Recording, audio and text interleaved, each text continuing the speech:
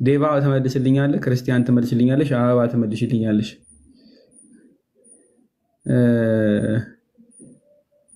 መንገድ ላይ ስትሄዱ ወይም ደግሞ ሰፈር ውስጥ አካባቢ ላይ የስራ ቦታ የሙስሊሞችን ምናምን ሽንት ቤታቸው እንዴት ነው? የቁም ነው ተቀምጠው የሚሸናበት? ቁጭ ብለው እንትን ማለት ያለባቸው። እንደዛ ካልሆነ ያው ሱና ተሽሯል ማለት ነው። አዎ በጣም ያሳቀኝ ነው። ዛሬም ለእናንተ እየነገርኳቸው ነበርና ቆሞ ሲሸና የምታዩት ወንድ ካለ ሙስሊም ሆኖ ሐራም በሉት ተቀምጠ ነው ቀሚሱን ዘርፈፍ አድርጎ ባዜ ልክ እንደ ሴት ነው ስፔሲፊክሊ የሚለው ሐዲሱ እንደ ሴት ስፔሲፊክሊ ዘርፈፍ አድርጎ ማለት ነው። ነብዩ እንደዛ ስለሚሸኑ መሸናት ያለበት እና ከዚህ በፊት ቪዲዮ ነበር አንተ ጋር ዴባ እሱን ታጣልኛለህ። እንዴት ነው መቀመጥ አለባቸው የሚለው እሱ ትዝ ይላል። እሺ ይቻላል አሳየልኝ። አሁን ባይዜ እሱ ለካካ ምናምን ብቻ አይደለም ለኖርማል ለሽንትም ነው። እሺ ወንዶች ሽንት ሲሸኑ በዛ መንገድ ነው መሽናት ያለባቸው። እሺ አንዴ ላውጣ። ኡማር እንደውም ቆሞ ነበር የሚሸነው እና ነብዩ ተቆጥቶት እንዴት ቆመ ትሸናለህ? ቁጭ በል እንጂ ተብሎ ከዛ በኋላ ቁጢጥ እያለ ልክ እንደ ሴት ነው የሚሸነው። ነብዩ ቆሞ ነበር የሚሸናው ያላችሁ ሰው ካለ ያለችው አንዴ አይሻ አዝዋ ውሸታም ብላለች እሷ። ነብዩ ቆሞ ነው የሚሸናው ካላዎች ውሸታም ነው። ቀጣፊ መጨረሻ ነው እንጂ እንደዚህ አይነት እንትን አንሰማም አንቀበልም። እሺ አቀማመጡ እንድታዩት ፈልጌ ነው። የኛውን አዲስ እስከዛ ነው ላሳያችሁሽ። ዴባ ይሄን ላሳያችሁሽ። ዴባ ይሄን ነው እስኪያሳያችሁ። ሐዲሱ ይሄ ነው መነሻው። ግን ሌላ አንድ ሁለት አድርጌ እኔ እጠቅስላችኋለሁ አሳያችኋለሁ። ይሄ ሐዲስ እዚህ ጋር ዳይፍ ብሎ ያስቀምጣል። እዛኛው ጋር ያው ችግር የለም ሳሂህ ሆኖ ወይም ሐሰን ሆኖ አገኘዋለሁ። ችግር የለም እኛ ጤና የዚህኛውን ግን መለስ አድርጌ ላስቀምጥላችሁ። በተለይ ኦማር ስሙ ስለተጠራ መሰለኝ ብሎ ያርጉት ችግር የለውም። እኛ ግን በሳሂህ እናመጣዋለን። እኛ ጤና የማስረጃ ችግር የለብንም አይደል? እኛ ማስረጃ የቸግረንም እኛ ክርስቲያኖች ነን። እናንተ ጻፉት እንጂ እኛ እናወጣለን። ተመልከቱ ጋይስ። የአላህ መልእክተኛ ሰው ዩሪኔቲንግ ዋይል ስታንዲንግ ይላል። ኡማር ነው የሚለው። ቆሜ ስሸና ስጸዳዳ ነብዩ አዩኝ። አይተው ብቻ ዝም አላሉም። ኡማር ሆይ ለምን ቆመ ትሸናለህን ይሉታል ማለት ነው። ዱ ኖት ዩሪኔት ስታንዲንግ አፕ። ለምን ቆመ መሽናት የለብህም? ኡማር ሆይ ሶ አይ ኔቨር ዩሪኔት ዋይል ስታንዲንግ አፍተር ዳት። ከዛ በኋላ ነብዩ እንዲህ ካሉት በኋላ ኡማር ቆሞ ሸንቶ አያውቅም። እውነታቸው ተመልከቱልኝ። ከዛ ቀጥሉልኝ። ይሄን አዲስ እንዴት ነው የሚሸኑት ነው አሁን ጥያቄ። ቁጭ ብሎ ሲባል እንዴት ነው? ያው ተመልከቱ። ታያል አይደለ? he sits down to urinate as a woman does ብሎ ሴት ልጆች ቁጭ ብለው ልክ እንደሚሸኑት እንደዛው እኛም ቁጭ ብለን እንሸናለን። በቪዲዮ ዴባስ ከያሳያችሁ ነው የምጠብቀው። ባይዜ ቀሚሱን ዘርፍፍ አድርጎ መሬት ላይ ደቅ ብለው የሚሸኑት ሻሸናናል አይደል? ሴቶች አይታችሁ ከሆነ መንገድ ላይ እናቶች ምናምን የሆነ መንገድ ላይ ምናምን ታያቻላችሁ። የሆነ ቀሚሳቸውን የሚያደርጉና ልክ እና ሙስሊሞቹም በተመሳሳይ መንገድ ወንዶቹ በየመንገዱ ቀሚሱን ዘርፈፍ እያደረገ መሬት ላይ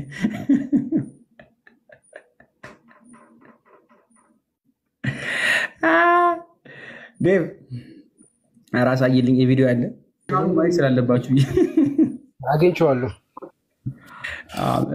በደንብ ማየት አለባችሁ። አሸናኑ እንዴት ነው የሚሰጠ ይችላል። ይህንን ካላያችሁማ ምን ኮሜንት ላይ ያየ ነው በላዲ አበሻ ቁጭ አድርጌ ነው ማሸና ምናምን ሲል ያው እንደሰደኛ አበሻ ሲያስፈራራ ነው።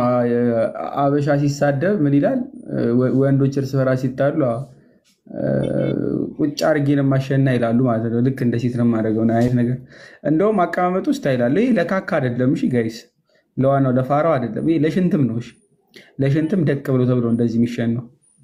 ትክክለኛው ሽንት ለመሽናት ራሱ እንዲህ ነው የሚሸነው። ቆይ ሌላም የሆነ ቪዲዮ ነበረ።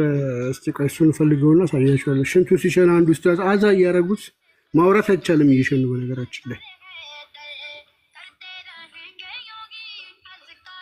ይሄ አይደለም። ይሄ ሱና ነው። ባይዜ ነብዩ በዚህ መንገድ ስለሚሸና ነው። ሽንቴ ሲገባ እንዲህ ነው። ለሽንትም ለምንም የነብዩ ሱና ነው። ሱናው እንዴት ነው ነብዩ ሽንት ቤት የሚቀመጠው የሚለውን እያስተማራቸው ኡስታዙ የተለያየ አይነት አቀማመጥ አታችኋል። እየገቡ ሲቀመጡ አይደለም ብሎ ይመልሳቸዋል። ከዛ ትክክለኛ አቀማመጡን ሊያሳያቸው ነው። አንድ እግራችሁን ታስቀድማላችሁ። ይሄኛውን እግራችሁን ግራ ነው የሚባለው። ከዛ ሁለተኛውን፣ ከዛ እንደዚህ ትሉና እጃችሁን እዚህ ውስጥ ትከታላችሁ። እንደዚህ ትቀመጣላችሁ ማለት ነው። እንደዚህ ነው መቀመጥ ያለባችሁ ሽንት ቤት። ቢኮዝ መሐመድ እንደዚህ ስለሚቀመጥ ማለት ነው። ፎቶ ነበር እንዴ ያኔ? እኔ ነኝ ያነሳሁት።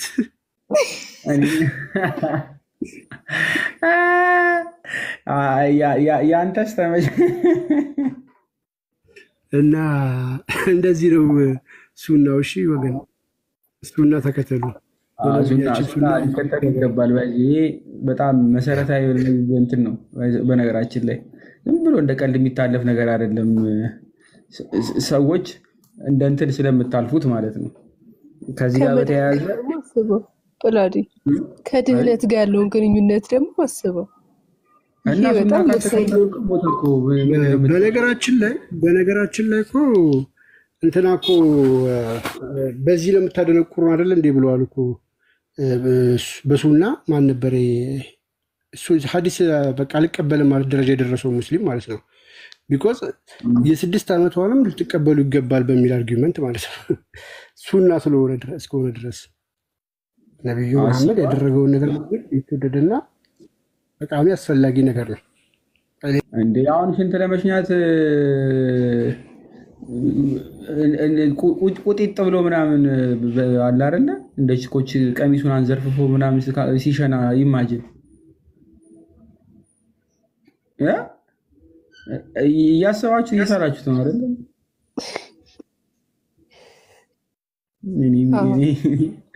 እኔ ሳስበው ራሱ አሁን ቁጭ ብሎ መሽናቱ አይደለም ሌላ ነገሩ እንደ ሴት መቀመጡ ብቻ ሳይሆን ደግሞ ልክ ሴቶች እንደሚቀመጡት ብሎ ማስቀመጡ ስኳት ማድረግ አለበት። ባይዘዊ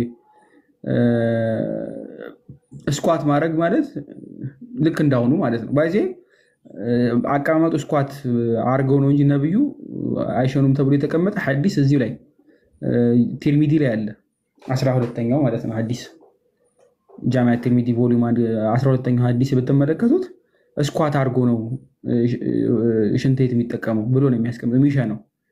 ስለዚህ ስኳት ማድረግ ግድ ነው። አሁን ይሄን ያዙልኝ። አንድ ስኳት አድርገው ወደ ታች ምንድን ነው ውሃ ነው በለኝ እየሸና ነው።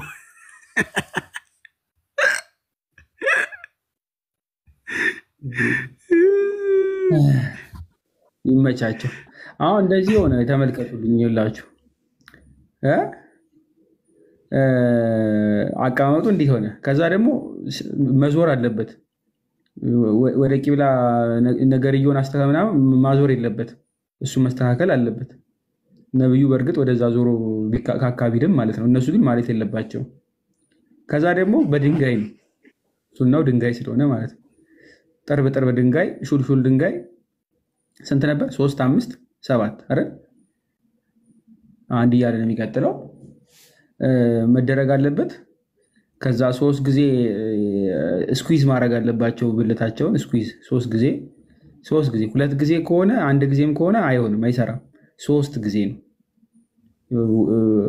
ማዳረቅ ያለበት ማለት ስኩዊዝ ነው የሚለው ምን እንደሚያደርጉም አላውቅም ከዛ ለሁሉም መልስ አለው አየህ እያንዳንዷን ነገር ነው የሚመልሰው ሳይንቲፊክ ነው በጣም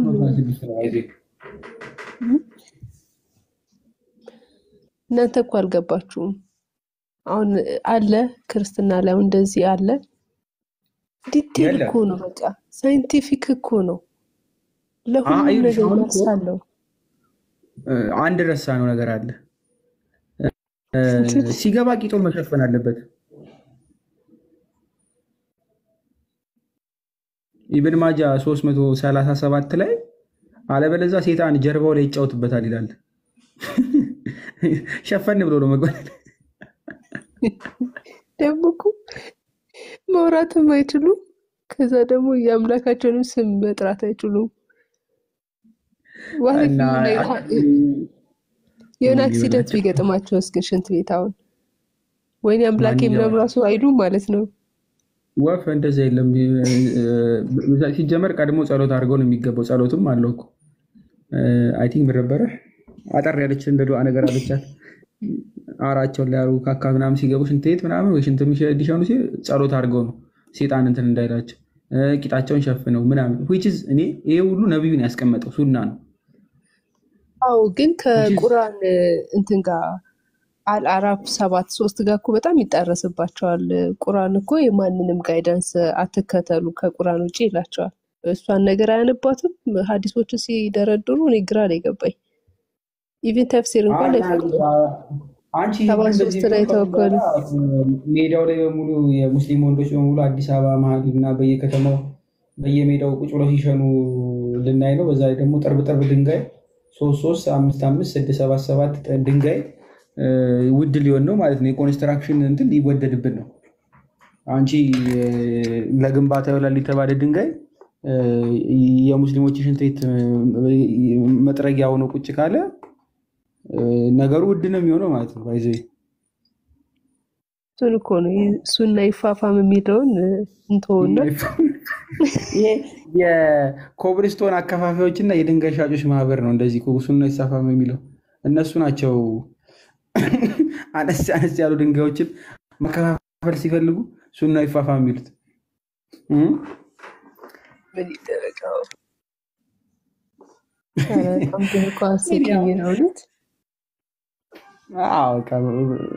አንፍር ነው ማለት ነው በዚህ ልክ ነው እንትን የሚሉትና እሱ ዊርድ አንፍር ነገር በተለይ በቀደም ሐዲስ ላይ የሚገባ ሰው ቢኖር ደስ ይለኝ ነበር ግን አይገቡም ያው we are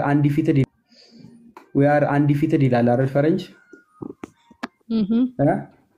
undefeated ስለዚህ ገብቶ የሚሞግተን አንድም ሰው የለም ስለዚህ እኛ ምን እናደርጋለን ገስት ላይ ያሉትን ሲልቀበላቸውና ወጣን እንጨርሳለን ማለት ነው እኔ ጋር ማንም የሚገባ ሰው የለም ባይዚ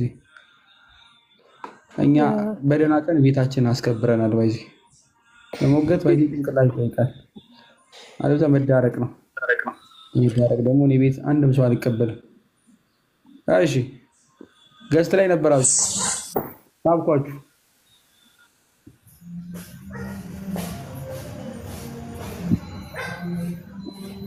ሀብታሙ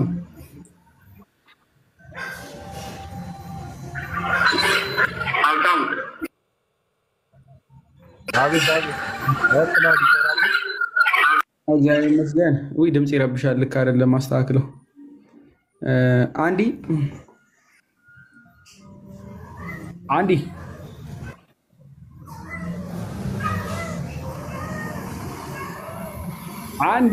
ሴቶች ሌላ ኮምፕሌን እየመጣብህ ነው አላ ግን ሴቶችን ይረሳቸዋል ስለነሱስ አልተናገረም ተናግሯል ሲጀምር ሂስትሪ ኦፍ አጠባሪ ቮሊዩም 1 ላይ ጀምሮ ተናግሯል ለሴት ልጅ ነው ቀድሞ መናገር የጀመረው እድሜ ላይ ሐዋ ይለና አደደባት ብሎ ይጀምራል አይደለም የመጸዳዳቱ ጋር ነው እንጂ መጸዳዳቱ ላይ ወንዶቹ ነው አይሻ እንትናስ እሷ እኮ ጎበዝ ናት ስታስተምር እሷ አስተምራለሁ እንዴ? መታጠብን ስታስተምር ለምሳሌ በተለይ አይ ከወገቧ በላይ ራቁቷን ሆና ከሴክስ በኋላ እንዴት ነው መታጠብ ያለብን የሚለውን ለአንደኛው ወንድሟና ለአንድ ጎረቤት ሰውዬ የምንድነው የጡት ወንድም ለሚባለው አብራ ስታሳይ ነበር ራቁቷን ሆናና እነሱ ራሳቸው ከመታጠብ አልፎ ለሌሎችም ያሳያሉ። ስለዚህ ሴቶቹ አያስፈልጋቸውም። ሴቶቹ ንጹህ ናቸው፣ ጥንቁቅ ናቸው። ትምህርትም አይፈልጉም ሲጀመር። ወንዱ ነው ዝርክርክ። ያው ሱና አይደለ? ወንዱ ኩል መኮላት ብቻ ነው የሚያውቀው እንደ እስልምና። ከዛ ውጭ የሚያውቀው ነገር የለም።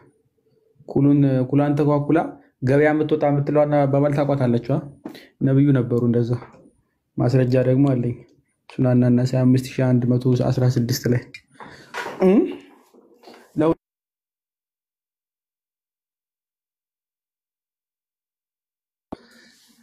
እና እንዲህ እንላለን። እሺ ርዕሱ ከከበዳችሁ ሌላ ርዕስ ለጥፍላችሁ። አላህ አርሽ ላይ የተጠመጠመው ዘንዶ ማን ነው? ቪዲዮ ሰርቼበታለሁ። በዛ ቪዲዮ የሚገባም ካለ ያው ክፍት ነው አይደለ? ዘንዶ ማን ነው? እባብ ወይ ደግሞ ለመመለስ አይደለም ለመጠየቅም እኮ አይገቡም። አይ አትገረሚም በእናትሽ። እሱ ከባድ እኮ ነው። በፊት ዳዊት እንቀራበት ነበር ቤቱን። ይገርምሻል። ጂኒዎቹ የማይገቡት ትላለህ። በዛ ላይ ደግሞ እኔ ደውል ይዤ ነው የምገባው። ደውል ካለ ሴጣን አይገባም። ሴጣን ደግሞ እንዳይገባ ደውል አስቀምጣለሁ ማለት ነው። እሷ ቢስ ኧረ ኩሉም አንኳለሽ ይላሉ። ዘፈን አይደለም እናንተ። ነብዩ አንድ ቪዲዮ ነበረ ዴቭ አለ ኩል መኮላት ነው የሚናገረው። አንተ አይተዋል? እሱ ልጅ ኩሉን ተኳኩሎ ምናምን ማለት ነው። ከዛ አሁን የቀረው የ6 ዓመት ሱና መከተል ብቻ ነው። የማሜን ሱናን መከተለው ብሏል። ከአንዳንድ ለ6 ዓመት ልጅ ያለው ሰው መደበቅ ነው በቃ። አልፍማ ይሄ ከባድ ነው። ቆይ ላሳይሽ። እኔ ላንቺ ምን አለብሽ? ሰውየው ቀሉን አይደለም። ነብዩ ሱና እየተከተለ ነው። አሬ ምሩን ለዛ እኮ ነው የ6 ዓመት ህፃን ትደበቅ ምለው እንጂ በቃ ሰውየው ከባድ ነው። አያይዙ አዲሱ የላችሁ እዚህ ቀን ላይ ያውቁ መስልምና አረኩሉ ማንኳለሽ ያስብላለው። የነብዩ ነሽ የነብዩ ነው ያስብላል። ያ the messenger of Allah said one of the best kind of cool ወይ ደግሞ ኩል ብሎ ያስቀምጠው ማለት ነው። that use in intimate antimony in the brightness the vision and make the hair eyelash grow አይነ የማየት እንትንና ይጨምራል ጸጉሩንም ያሳድጋል ብሎ ልጁ እንደዚህ ያያለው የአይንን የማየት ይጨምራል። እኔ ብላውዲ አሁን ቆይ እስልምናን አስበው ምን ያህል እንትን እንደሆነ በጣም ለህዝቡ የሚጨነቅ ለተከታዩ የሚጨነቅ በጣም ዲቴል የሆነ እንከን የማይወጣለት እምነት እኮ ነው። አሁን አለ እናንተ ጋር እንደዚህ ኩሏን ተቀበታ ገበያ የምትወጣ ሲትባል ከዚህ በፊት ሱፍ የምትሉ ሰዎች ተሳስታችኋል። ነብዩና ሰሃቦቹ ግን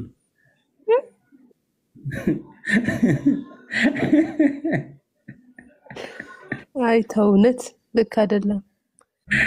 እንደዚህ ነው አየህ። መልስ የላችሁም። አሁን እናንተ ጋር እኮ እንዲህ ስለማይቀናት ነው።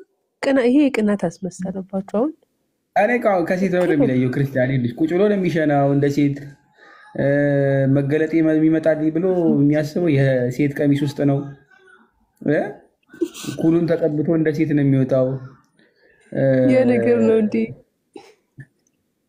እና ታዲያ ኧረ ኩሉን ማንኳለሽ ቅንብር የምትሰሩ ልጆች ላኩልኝ ለኔ። ኧረ ኩሉን ማንኳለሽ ብላችሁ ይሄን አዲስ አድርጋችሁ ብትልኩልኝ ደስተኛ ነኝ። ባይዘይ ኧረ ኩሉን ማንኳለሽ ለነብዩ ማለት ነው። አይ ልክ አይደለም። አይ እኔ እቃወማለሁ። እውነት ላውዲ እቃወማለሁ። ልክ አይደለም። እስቲ አሁን እንደዚህ አይነት የመሰለ አሁን ይሄን የመሰለ በቃ የአይን እንትን ያሳድጋል ብሎ ከሳይንስ ጋር እንትን ያሳድጋል ብሎ ከሳይንስ ጋር እኮ በጣም እንትን ያለ የተዋሃደ እምነት እኮ ነው። በሳይንስ ራሱ የተረጋገጠ። አሁን እናንተ ታሾፋላችሁ። አሁን ይሾፋል በዚህ አላችሁ። አሁን እናንተ እንደዚህ እንግዲህ አስበው ለድህነት የሚጠቅመውን ጥቅም እስቲያስቡ። ለመዳን ለመብቃት በጣም እኮ ታሳዝናላችሁ። ቅናት ነው ይሄ። እንደዚህ የምትሉት የነብያችን ስም የምታጠፉት እናንተ በጣም ያሳዝናል። እውነት በሚያሳፍር ሁኔታ ማሜ እንትን ነው የምትሉ ሰዎች እኔ ከደሙ ንጹህ ነኝ። እኔ አላልኩም። ግልጽ ነው። እኔ አላልኩም። አንቺ ብለሻል አላልሽም። ግልጽ ነው አይደለ? እኛ አላልንም አትበሉ። ለማንኛውም እኛም አላልንም ሐዲሱም አላለም። ዝም ብላችሁ ነው የምትሉት። ዝም ብላችሁ እናንተ ክርስቲያኖች አስቸጋሪ ስለሆናችሁ ነው እንጂ ኖርማል ነው። ነብዩ ብዙ ተአምራትን አድርገዋል። ከዛ ተአምር መካከል አንደኛው እንግዲህ ሴጣንን አንገቱን መጭመቅ ነው። ስለዚህ አሜን በሉ፣ ተክቢር በሉ። ተክቢር ታች ያለውን ለምን ተክቢር አይሉም? ተክቢር በሉ። ለምን ማትሉት? ሰላም አንተ ቆይ ከምን እግዚአብሔር ይመስገን። እንዴት አለ ልጅ? እንዴት ነህ በላዲ? ሰላም ነህ? እግዚአብሔር ይመስገን። እህታችን ክርስቲያን እንዴት ነሽ? እንዴት ነህ ልኝ ወንድሜ? ሰላም ነው ወይ? ይሄ ያስለፈልፈኛል። አለን። ኧረ በላዲ እንኳን መጣህ። ሳቅን አፍቆን ነበረ። አንድ ሳቅ ልሳቅ በእናንተ ጥያቄ መሰረት። እኔ የምልህ ግን ቆይ ጥያቄ ኩሉ ቅንድብን ያካትታል እንዴ ወይስ እንትን ብቻ ነው? አይን ላይ ያለውን ብቻ ነው? የቅንድብ አይደለም፣ ላይን ነው እስካሁን ያለኝ። የአይን እይታ ይጨምራል። አንድ ሁለተኛ እንደዚህ ሊሆን ይችላል። ይሄ ሱና አልተከተለም። ይሄ ልክ አይደለም። ልክ አይደለም። ይሄ ልክ አይደለም። ኦኬ ለምረቁ የለሽት ነው። እኔ እኮ ለሴት እኮ አይደለም ያልኩት። ባይዘዌ እንትን ነው የወንድ ብዬ ነው ሰርች ያደረኩት። የመጣልኝ ይሄ ነው ትላለህ።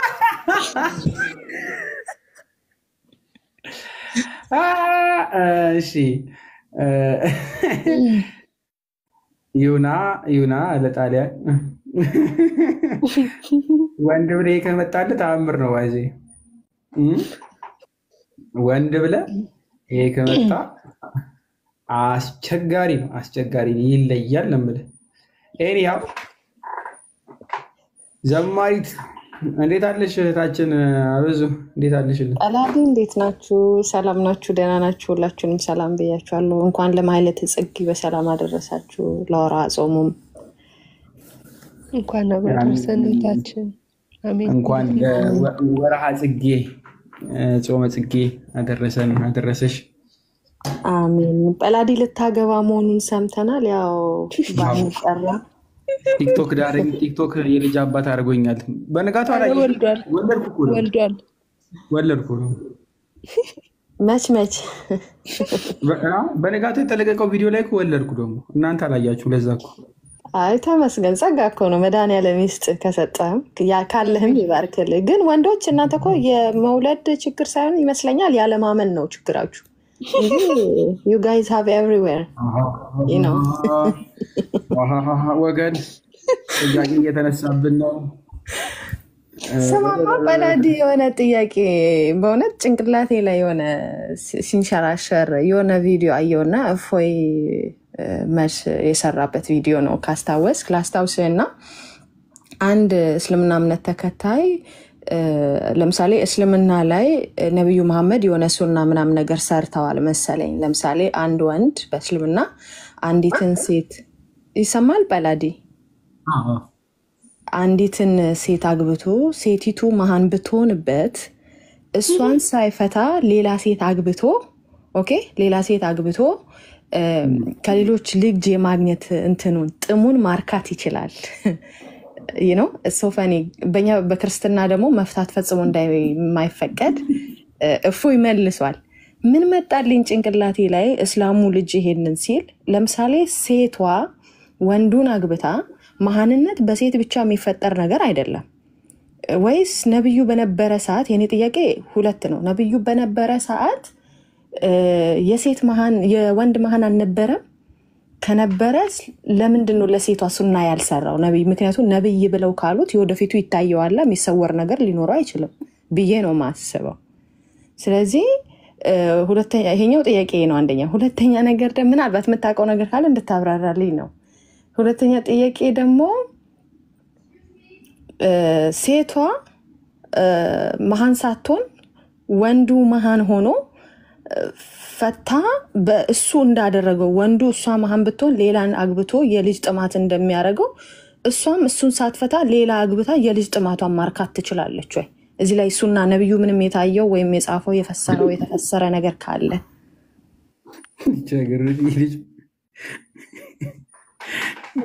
እንግዲህ ያመጣሽው ጥያቄ አስሉን ስናየው እንደሚሉት አለ እንደዛ አይደል? ያ ኡስታዝ እያለች ስጠይቅ ደውላ ያ ኡስታዝ እያለች ያመጣሽው ክፍል ማዕናው ምናምን እያልኩ አንቺ እንደዛ ፈልገሽ ነው። እኔ ማርያም ቀላዲ በጣም ጥያቄ ፈጥሮብኝ ነው። ማርያምን የምሬን ግን እስላም የት አግኝቼ ልጠይቅ? ሲጀመር በተለይ ከሴቶች ጋር የተያዘው ክፍል የወረደበት አንቀጽ ማለት ነው እንዳታገባ ሪኮመንድ አላደርግም ያለበት ክፍል በተለይ እስልምና እንዲስፋፋ ከመፈለጉ የተነሳ ያስቀመጠበት ክፍል ላይ ነው። በነገራችን ላይ እስልምና ተባስታችሁ ዓለምን መሙላት አለብን የሚለውን እሳቤ ማራመድ ከጀመረ በኋላ የወረደ ክፍል ነው ማለት ነው። ስለዚህ በስተን ዓለምን መቆጣጠር አለብን የሚለውን እሳቤ ካመጣ በኋላ አይ ቲንክ የቱ ጋር ነበረ ክፍሉ ነበረኝ። እስቲ ቆይ ነበረኝ እስኪ ካገኘሁት አወጣለሁ። እስከማገኘው ድረስ ግን ታገሽኝ ትንሽ። ቁጥር ከማብዛት አንጻር ካሊፋው ሰፍቶ ዓለምን መቆጣጠር እስከሚችሉ ድረስ ኢዚ እንዲያደርግላቸው ማለት ነው አይደለ? ዓለምን ለመቆጣጠር ሰው ያስፈልጋል፣ የሰው ኃይል። ስለዚህ የሰው ኃይሉ እንዲሰፋ ነው የሚፈልጉት። በተለይ አቡዳውድ 2045 ላይ ከጂሃድ ጋር በተያያዘ ነው ባይዜ እንጂ የምርም ጠልቷት ምናምን እንዳይመስልሽ። ስፔሲፊክሊ ይሄ ሪኮመንዴሽኑ የመጣው ከዚህ አንጻር ነው። ቁጥራቸው አውት ነምበር ክርስቲያኖችን አውት ነምበር ከማድረግ አንጻር ነው። ይታይ ከሆነ ላሳይሽ። መነሻውን ማየቱ ጥሩ ስለሆነ ማለት ነው አይደለ? ከተነሳ አይቀር ኦኬ፣ ትክክል። ከተነሳ አይቀር ይነሳ። ይልሽ ይታያል። አዎ ይታያል። በላዲ ያ ነብዩ መሐመድ ጋር መጣ። ሴት ልጅ በጣም በራንኳም ከፍ ያለ በደረጃዋም በመልኳም እንደዛው በጣም ያማረች ያገኘውበት she does not give birth to children መውለድ ግን አትችልም ብሎ ነብዩ ይጠይቀዋል። ጥያቄው ማለት ነው should I marry her ላግባት ወይ ብሎ ይጠይቀዋል። መልከኛ ነች ምናምን ከዛ ደግሞ በሶሻል ክላስ አረብ ላይ ታውቂያለሽ ሶሻል ክላሶች አሉ፣ ደረጃ አለ በፋሚሊ ምናምን ማለት ነው። እና ምን ብሎ ይመልሰታል? ኖ አታግባት። ይኬም አጌንቱ ድጋሚ መጣ ወደሱ ጋር በት ሂ ፕሮፊትድ ከለከለው። አይ አይደለም ከማለት ባለፈ ከለከለው። ሂኬም ቱ ሂምሰር 3 ጊዜ መጣ። ሶስተኛ ጊዜ ነብዩ መሐመድ ሜሪ ውመን who are loving very prolific for I should outnumber ተመልከቺ for I shall outnumber the people by you ይታይሻል። ይሄ ነው ዋናው ኬስ። ሌሎችን ህዝቦች በምን በቁጥር ለመብለጥ አለ አውት ነምበር ለማድረግ ማለት ነው። በአንተ አውት ነምበር እንዳደረግ ፈልጋለሁና ወይም ደግሞ ይሄ ለሌሎችም ክርስቲያኖች ለሌሎች ሙስሊሞች አፕላይ ያደርጋል። አውት ነምበር ለማድረግ ግዴታ ምን መሆን አለባት? የምትገባው ልጅ አበዙ አውት ነምበር ከማድረግ አንፃር የምትወልድ መሆን አለባት። ወልዳ ካሊፋው እንዲሰፋፋ ማለት ነው። ክሊር ነው። አውት ነምበር ከማድረግ አንጻር የተከለከለው ዲፌክት ኖሮባት ምናምን በሚል አይደለም። እዚኛው ጋር እንደዛ አይደለም። አውት ነምበር ለማድረግ ስለምንፈልግ ይልና ያስቀምጣል። ከዛ ደግሞ ለጂሃድ ካልጠቀመች ደግሞ ከሷ የተሻለ የቤት ውስጥ ምንጣፍ ይሻላል ይላል ማለት ነው። የቤት ውስጥ ምንጣፍ ሰው ሲገባ ይረግጠዋል፣ ማዳረቂያ ይሆናል ምንጣፍ።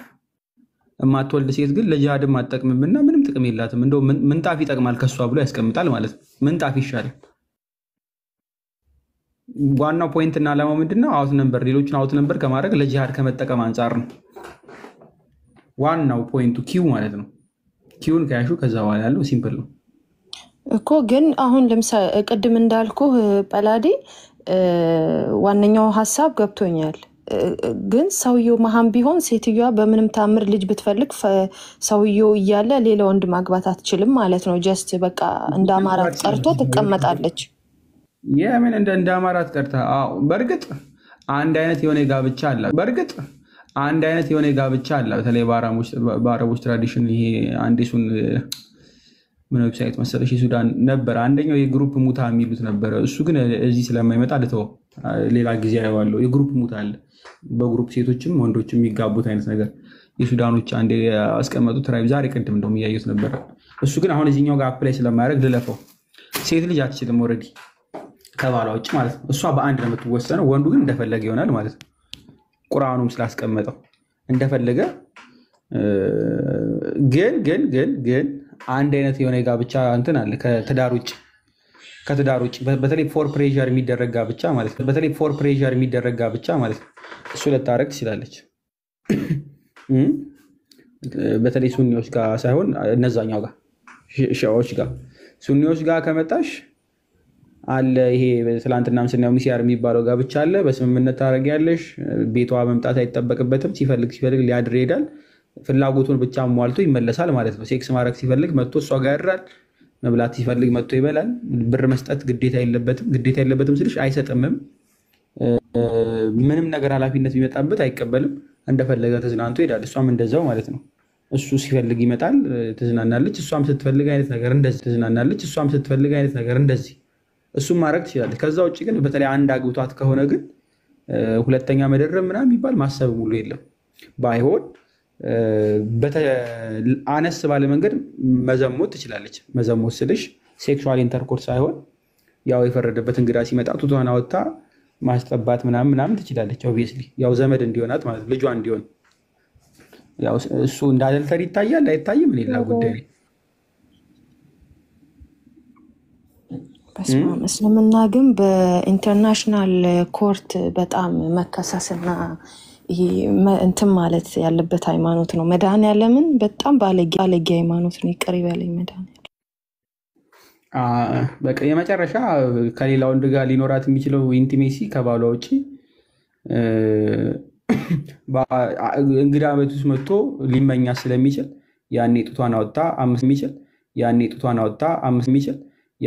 አወጣ 5 ጊዜ ታጥበው የሚለው ክፍል አለ አይደለም? እሱ ነው በቃ። ሌላ ወንድ ሊነካት የሚችለው ከባሏ ውጭ የሙስሊምን ሴት በዚህና አጋጣሚ ብቻ ነው። ከዚህ ውጭ የለም። ወንዱ ግን እንደፈለገ ነው። አቅሙ እስከቻለ ምን ችግር አለ? ዋናው ላብ ነው።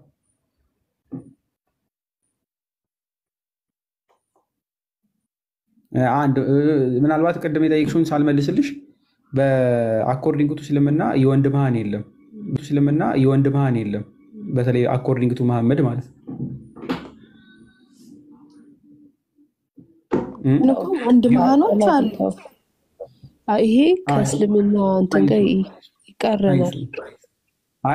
አይመለከተውም። ቢሆንም ሴት እንደፈለገ አግብቶ ብትወልድ ባትወልድ ምን አገባው? 4 ሴት አግብቶ 4ቱንም ሴቶች ሌላ ባል አግብተው ልጅ እንዳይወልዱ ማድረግ ይችላል። ባይዘው ይሄ ሰውዬ በእስልምና ያለ አንድ መሃን ወንድ 4ቱንም አግብቶ የራሱ እንደፈለገ ልጅ ሳይወልዱ ይቀራሉ ማለት ነው። እሱ ግን ቢሆን ኖሮ እነሱ መሃን የሆኑት እሱ ግን ሌላ ሄደው መውለድ ይችላል። እነሱ ግን ያው ኦልሬዲ አንድ ጊዜ አታችድ ከሆኑ በቃ ተበላ ቁማር የገባ የገባ ይመለሰው። በጣም የሚያሳዝኑኝ ይሄንን ነገር እያዩ ነብያችን ቅብር ጥስያችን ምናምን እያሉ እዛ ሲጨማለቁ ህይወታቸው የሚያልፍ ለገሃነም ራት የሚሆኑ ሰዎች ማርያም በጣም ያሳዝናሉ። ማርያምን እግዚአብሔር እንደው ብርሃኑን ያብራላቸው። አሜን አሜን። ሁሉም በየቤቱ የክርስቶስ ብርሃን መለኮታዊ ብርሃን እንዲደርሳቸው እንመኛለን። ያበራላቸው ዘንድ መንፈስ ቅዱስ በልቦቻቸው ላይ ያለውን የክፋትም የምን መንፈስ ሁሉንም ያርቅላቸው ዘንድ ሁላችሁም ዱዓ አድርጉላቸው። እሱ ነው ዋናው። አንዳንድ ነገሮች በትምህርት ብቻ ሳይሆኑ በጸሎት ነው። በተለይ ዋናኛና በዋናነት በጸሎት የሚገፉ ነገሮች ናቸው፣ ወይም የሚቀረፉ ነገሮች ናቸው፣ ወይም የሚቀረፉ ነገሮች ናቸው። አሁን እስልምና ላይ ያለው መንፈስ አንዳንድ አስተምራችኋቸው ምንም ላይ መጣ ይችላል። እግዚአብሔር መንፈስ ቅዱስ በነዛ ላይ እንደው ትንሽዬም ቢሆን መነሳሳት ሲኖር ያግዛቸዋል፣ ያበረታቸዋል፣ ወደፊት እንትን ይላቸዋል ነው እንጂ እንዲያበረታቸው ሲሆን ደግሞ እኛ እንጸልያለን ነው እንጂ ጽሁፉን አይቶ ምናምን ብዙ አይደለም። ግን ጸሎት ይፈልጋል። ወደ ክርስቲያናዊ ህብረት እንዲመጡ መንፈሳዊ እንዲሆኑ መጀመሪያ በጸሎትም ማገዝ ያስፈልጋል። አሁን ከክርክሩ ከውይይቱ ባለፈ አንድ ክርስቲያን ስትጸልዩ አስቧቸው፣ በጸሎት አስቧቸው ማንኛውንም ማለት ነው። እኛ ቅዳሴያችን ላይ ስለ ስደተኞች ስለ ባህር ሁሉ ጸሎት ይደረጋል አይደለም? ቅዳሴ ሄዳችሁ ታውቃላችሁ መቼም እንግዲህ ሳትሄዱ ሁሉም ክርስቲያን ከሆነ ይሄዳል አይደለም? በእንተ እያለ ጸሎት ይደረጋል አይደለም? ስለዚህ በእንተ ቅዱሳን ለሁሉም ጸሎት ይደረጋል፣ እኛ እናደርጋለን። ስለዚህ በግል ጸሎታችሁ አስቧቸው። ብዙ መጥተው የሚከራከሩ ምናልባት ልብ ብላችሁ ከሆነ አላውቅም፣ በዚህ 15 ቀን ውስጥ የዛሬ 15 ቀን አካባቢ ስፒከር ኮርነር ላይ እንግሊዝ ሀገር ውይይት የሚያደርገው ሰው ትዝ ይላችኋል? አይታችሁት ከሆነ አላውቅም። ለብዙ ዓመት ዲቤት ያደርግ ነበር። ዲቤተር ነው፣ በጣም ልም ያለው ሀቢያ ማለት ነው። የዛሬ 15 ቀን ኦልሬዲ ክርስቲያን ሆኖ ያገኘ ነው ማለት ነው። ኦልሬዲ እነሱም ተደመው ነበር፣ ዓለም አቀፍ ዜና ላይ ሲዘገብ ነበር። አይታችሁታል? አዎ ጭራሽ እኮ በጣም የማይጠበቅ ሰው ነው አይደል? በጣም ኤክስትሪም የሆነ ዜና ላይ ነው ለቀውታል። ስፒከር ኮርነር ላይ የሚናገሩት ልጆች አሉ አይደለ? እልክልሃለሁ። ቆይ በጣም አክራሪ የሚባል ነው። በጸብ ሁሉ ነበር የሚከራከረው እስልምና እንደግፎና እግዚአብሔር ይመስገን መመለሱ ደንቋቸዋል ሁሉ ማለት ነው። ዓለምን ያስደነቀው እዛ አካባቢ ላይ ያሉ ሰዎች ግራ እስከሚጋቡ ድረስ ማለት ነው። በትምህርት አይመጣውም። በቃ ግዴታ እንደዚህ አይነት ነገር ላይ ጸሎት ይፈልጋል። በቃ በጸሎት ልታስቧቸው ይገባል። ሁሉ ጊዜ ኮንሲስተንስ የሆነ ማሳየት ይፈልጋል። ኮንሲስተንት ሆናችሁ ማሳየት ይኖርባቸዋል። እዛ ስፒከር ኮርነር ላይ ሁሉ ጊዜ ሲመጡ የክርስቲያን ተወያዮች ሁሉ በየጊዜው በየሳምንቱ በተገኙ ጊዜ ጸባያቸው አይቀየርም፣ አቀራረባቸው አይቀየርም። ሁሉ ጊዜ ስለ ክርስቶስ ይሰብካሉ። እስልምናንም ሲያስተምሩ ወደ ክርስትናም ደግሞ እየጋበዙ ማለት ነው። ከጨለማ እንዳወጣችኋቸው ደግሞ ወደ ብርሃን ደግሞ መምራትም ስለሚያስፈልግ ማለት ነው። አንድን ሰው ያለው ጨለማ ላይ ነው ብሎ መስበክ ይቻላል። ያለበት ብርሃን አይደለም ያለው ጨለማው ነው፣ ጥልቁ ውስጥ ነው ያለው። ስለዚህ ውጣ ትሉታላችሁ። ወጥቶ ወዴት ነው የሚሄደው ነው ዋናው። ከጨለማ ወዴት ነው እናንተ ኦልተርኔቲቭ እየሰጣችሁ ያሉት? አንዳንድ ሰው ከእስልምና ወጥቶ መናፍቅ እንዲሆን እንደውም ወይ እሰይ ከእስልምና ወጡ ምናምን ብሎ የሚያስቀምጥ ይኖራል። መናፍቅ ይሆናሉ፣ ወይ ደግሞ አማኝ ይሆናሉ፣ ኤቲስት ይሆናሉ። ለእኛ ለክርስቲያኖች ይሄ የምንመካበትም አይደለም የምናወራውም አይደለም፣ ያሳፍራልም። አንድም ሰው ከጨለማ ወጥታችሁ ካለበት ጥልቅ አወጣችሁ ወደ ብርሃን ልታመጡት ይገባል፣ በብርሃኑ ሊመላለስ ይገባል እንጂ አወጣን ዝም ብለን መጣለም አያስፈልግም። ብሎ በባዶ ምንም በሌለበት ከመረረ ነገር አወጣችኋቸው የጣፈጠውን ነገር ልንሰጣቸው ይገባል አይደለም? ጫው ከሚል ሬት ከሚል ህይወት አወጥተን እንደ ስኳር ከጣፈጠ ህይወት ልንቀላቀላቸው በብርሃኑ ሊመላለሱ ዘንድ ልናደርጋቸው ይገባል እንጂ ጫው ከሚለው ከሚመራው ሬት ከሚለው ህይወት አወጥተን መሀል ላይ መንገድ ላይ አወጥተን ምንም ውሃ የሚል አለ አይደለ? ወይ አይጣፍጥ ወይ አይመር፣ እንደዛ ህይወት ላይ መክተትም ደግሞ የለብንም። እንደው ዝም ብለው የሚነዋልሉ ማለት ነው። የትኛውን አምላክ መከተል እንዳለባቸው እውነተኛውን ከሐሰተኛው መለየት እንዲችሉ ሳናደርጋቸው የሚሄድ ህይወት አስቸጋሪ ነው። ስለዚህ መጋበዝ ያስፈልጋል። እና ይሄ ሰውዬ ተከታታይ ዓመት አይደለም 2 ዓመት አካባቢ ጥረት አድርገውበት ነው እየተመለሰው። መጨረሻ ላይም ሲያመሰግን እያየሁት ነበር። እና ኮንሲስታንት ሆኖ መሄዳቸው እሱም ኮንሲስታንት ሆኖ ሲሄድ እነሱም ኮንሲስታንት ሆኖ ነበር የሚሄዱት። እና ሁሌም ደግሞ አፕሮቻቸው በጣም በጣም ሀምብል ሆነው ነው የሚሄዱት። ክርስትና እንደ ይህን ስለሚፈልግ ማለት ነው። ሀምብል መሆን ይፈልጋል። በመንፈስ የተረጋጋ ሰው መሆን ይፈልጋል። ስትሰብኩ ከቃሉ ባለፈ የእናንተ እርጋታ ከድምፃችሁ ይነበባል። ቶኑ አንድ ሰው ሲናደድ፣ አንድ ሰው ሲበሳጭ፣ አንድ ሰው ያልተረጋጋ ሲሆን ምናምን ድምፁ ይለያል አይደለ? ከድምፁ መለየት ትችላላችሁ። ስለዚህ ስናወራው ራሱ ክርስቲያናዊ እርጋታ ባለበት መንገድ እንሰብካለን ማለት ነው። መስበክም ደግሞ አለብን። ከጨለማ ወጥተን ወደ ብርሃን ስለሆነ መምራት ያለብን። ካልበራ ነው ችግር ነው። እኛ ሰብከን እኛ ካልኖርን አስቸጋሪ ነው። ምሳሌ መሆን መቻል ያለብን። ለዛ ነው በተለይ ለዲያቆናት ምናምን ለአገልጋዮች ለመምህራን ሲነገር ሰርቶ ማሳያ ልክ እንደሚባለው ምሳሌ ሆኑ ይባላል አይደለም? አይተው ምሳሌ እንዲሆኑ አይቶ ምሳሌ እንዲሆኑ። በነገራችን ላይ በደንብ ያዙልኝ። በተለይ የእስልምናና የክርስትና ተዋሶ ላይ ምንም ከቀደሙት ጀምሮ በጥናቶችም ያሉት በኤክስፔሪንስም ብዙ የሚነገረው ተወያይቶ ካሸነፈው በጽሁፍ ካሳየው ይልቅ በክርስትና ህይወታቸው ክርስቲያን መስለው ክርስቶስን መስለው እንደ ቅዱስ ጳውሎስ ኖረው ኑሯቸው ሰዎችን በስብከት በአፍ አንደበት አወጥተው በሰበኩት ሳይሆን በህይወታቸው ሰብከው ሰዎችን ወደ ክርስትና የጠሩ ብዙ ሙስሊሞች ታገኛላችሁ። ብዙ ክርስቲያኖች ማለት ነው። በህይወት መጥራት ትልቅ ጸጋ ነው። በህይወት ማለት ነው መምሰል ትክክለኛው እሱ ስለሆነ ማለት ነው። ከአንደበት ባለፈ እውነተኛውን ክርስቶስ የተናገረለትን ቃል ቅዱስ ጳውሎስ የተናገረለት ሐዋርያት የሰበኩለትን ህይወት እየኖረ ስላችሁ ሙሉ ፍጹም ሆኖ አይደለም፣ እየጣረ ያንም መንገድ እያሳየ የሚሄድ ክርስቲያን ትልቅ ሰባኪ ነው። ይጨበጨብለት ይገባል። ባይዘ ትልቅ ሰባኪ። ብዙዎቻችሁ ምናልባት ሰባኪ አይደለም ልትሉ ትችላላችሁ፣ ግን ናችሁ። በምናችሁ? በህይወታችሁ። መልካም መስራት ሲባል መልካም ስሩ ማለት አይደለም፣ መስራት። ደግ አድርጉ ሲባል ደግ በማድረግ አትዋሹ ከተባለ አለመዋሸት። ለሰዎች ቀና ነገር አስቡ የሚለውን አይታችሁ ቀና ሆናችሁ ለእነሱ ማሳየት ይኖርብናል። ተሳዳቢ ሆኖ ሲመጣ ተሳድበን መመለስ አንዳንዴ አያስፈልግም፣ አንዳንዴ የሚያስፈልግበት ሁኔታ ይኖራል። አብዛኛውን ጊዜ ግን ኮንሲስታንት ሆኖ ለሚመጣ ሰው ለሚጠይቅ ሰው ግን መለስ ማድረግ ረጋ ብሎ ማለት ነው ማረጋጋት።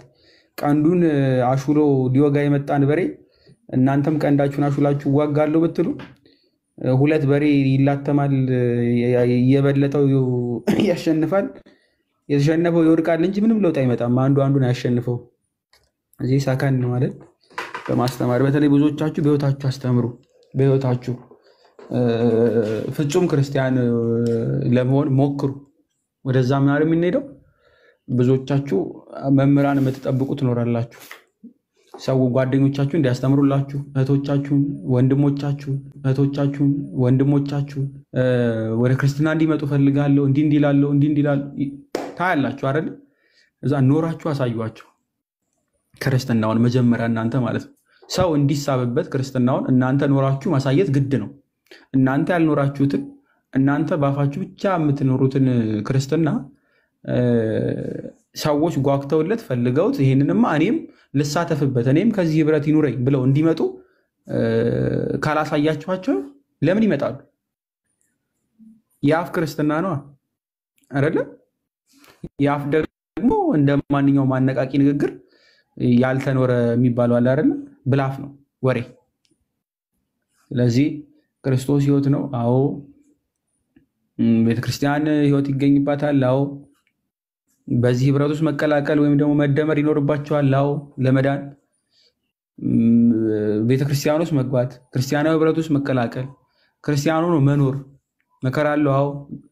እንዴት ይኖራል የሚለውን ደግሞ እዛው በማሳየት ማለት ነው። ምናልባት ስትጾሙ ይሁን ግብዝ ባለመሆን፣ መንገድ ላይ ስታገኟቸው ትሁት በመሆን፣ ክፉ ሲያደርጉባችሁ መልካም በመመለስ፣ ክርስቲያናዊ የሆነውን ማንነት በመግለጥ ይሄ ሰውዬ ምን አይነት ደግ ቢሆን ነው ይሄ ሰውዬ ምናምን ሲባል በእናንተ አይደለም እናንተ መስላችኋቸው እንደ ግለሰብ መስሏችሁ ያ ነገር አንድ ሰው ሲገረም ቆይቶ እናንተን የሚመስል ሌላ አንድ ሰው ክርስቲያን አሁንም ሲመለከትና ተመሳሳይ ነገር ካይበት ይሄ ነገር ምንጩ የት ነው ይባላል። ይጠይቃል፣ አንድ ሰው ምንጩን ይጠይቃል። ያንንም ስመለከት ትሁት ነው፣ ይሄኛውን ስመለከት እንደዚህ ነው። ተመሳሳይ ተግባር ያደርጋሉ። ስለ ጸሎት አስተምረው ብቻ አይቀሩም፣ ይጸልያሉ። ስለ ቅዱስ ቁርባን አስተምረው ብቻ ዝም አይሉ ይቆርባሉ። ስለ ንስሐ አስተምረው ብቻ አይደለም ንስሐ ይገባሉ። በሰዎች ላይ ቂም አይይዙም፣ ደግ ያደርጋሉ፣ በቻሉት አቅም ይኖሩታል። ከዛ እናንተን ይጠይቃል ማለት ነው። እሱ ያልኖረውን በእናንተ አይቶ ተውቦ አእምሮ እናንተ ላይ ህይወቱ ሲመለከት እሱም ሊያምር ሊዋብ ይፈልጋል። ማንም ሰው ለራሱ ክፉ አይፈልግም። ማንም ሰው ድሪቶ፣ ማንም ሰው ክፉ ነገር ኤክስፔሪንስ ማድረግ አይፈልግም።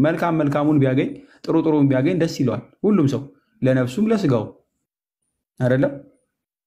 ያ ደግሞ ከእናንተ ይጠበቃል ማለት ነው። ስለዚህ እና አንዳንድ የሚመጡ ሰዎች ወደ ክርስትና የሚመጡ ሰዎች በእናንተ ህይወት ተስበው የሚመጡ ይኖራሉ እና የስፒከር ኮርነሩ ልጅ ከአርጊውመንቱ በላይ የሰዎቹ ሪስፔክት፣ የሰዎቹ አቀባበል፣ የሰዎቹ ሁልጊዜ ኮንሲስታንት መሆን ይስባል።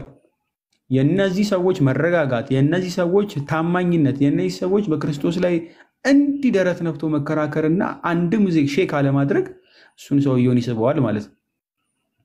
ጥያቄያችሁን ሁል ጊዜ አርጊመንት ክሬት አድርጋችሁ ወይ ደግሞ ጥያቄ ተጠይቃችሁ በመለሳችሁት መልስና የመልሱ ማማር ምናምን ብቻ አይደለም። ያ ሰውዬ ሁሌ ስትቀበሉት የሚቀበላችሁ ፈገግታው የሚባልለት የለም። ቲክቶክ ላይ ምናልባት ከምትመጣቸው ምናልባት መጥቀስ እችላለሁ እኮ እኔ አሁን አንዳንድ ወንድሞች ከስር የለም አይደለ? አፖስቶሊክ ጎስፐል ታውቁታላችሁ? የሚያውቀው ማን ነው? ከስር ካለ ንገሩኝ፣ ዝም እላለሁ። የምወደው ወንድሜ ስለሆነ አፖስቶሊክ ጎስፐል የምታውቁት የሚያውቀው አለ? ቲክቶክ ላይ ግን አለ ከሌለ እንደፈለግኩ አወራለሁ። ታውትሽ እንዳልኩለት ምንም ቪዲዮ ሲሰራ አይቶት የሚያውቀው አለ? እኔ ሁሌ ዋለው ቀላዲ ፊቱ ላይ የሚነበበውን ደስታ ፈገግታውን አይታችሁታል? አዎ በጣም ስለሱ እኔ በጣም ደስ ይለኛል። በላዲ መድኃኒዓለምን እራሱ አመሰግነዋለሁ ስለሱ በጣም። አንድ ሰው አውርቶ ሰብኮ ከሚያመጣውን ባለፈ ፊትሽ ታይቶ ውይ ይሄ ሰውዬ ፊቱ ላይ የሚታየው ደስታ ሊባልለት ይገባል። ክርስቲያን ሲያዩአችሁ ሊፈሯችሁ አይጠበቅም። ወይም ደግሞ እንደው ይሄ ሰውዬ ምንድን ነው ብለው ወደኋላ እየሸሹ እፉ ነው እንደው ይሄንማ መንካት አደገኛ ነው እንደው አይገባም። ክርስቲያን ማለት በቃ ያ ፊቱ ህይወቱን አላውቅም። ፊቱ ግን እንዲህ ነው መሆን ያለበት። የአንድ ሰው ፊቱ ሲታይ ደስ ማለት አለበት። ፈገግታ ያለው ፈገግታው ደግሞ ጄኒን የሆነ ፈገግታ ማለት ነው። ወደ ውስጥ የሚጋባ ፈገግታ አለ አይደል? በዛ መሳብ ትችላላችሁ። ምንም ሳይኖረኝ እኔ አሁን እንግዲህ ስለ ትምህርቱ አላውቅም ምን አላውቅም። ፊቱን የመጀመሪያውን ፊቱን አይቼ እሳባለሁ አይደል? ስለዛ ሰው ምን አይነት ሰው ነው? መንፈሱ ምን ያክል ቢረጋጋለት ነው? ምን ቢያገኝ ነው ብዬ እላለሁ አይደል? በቅርቡ ነው ከፕሮቴስታንት የመጣው። ብዙ ሰዎችም እንዲህ ብዙ መጥቀስ እችላለሁ። ባይዘ ፊታቸውን አይቼ ክርስትና የሚሸቱ አለ አይደል?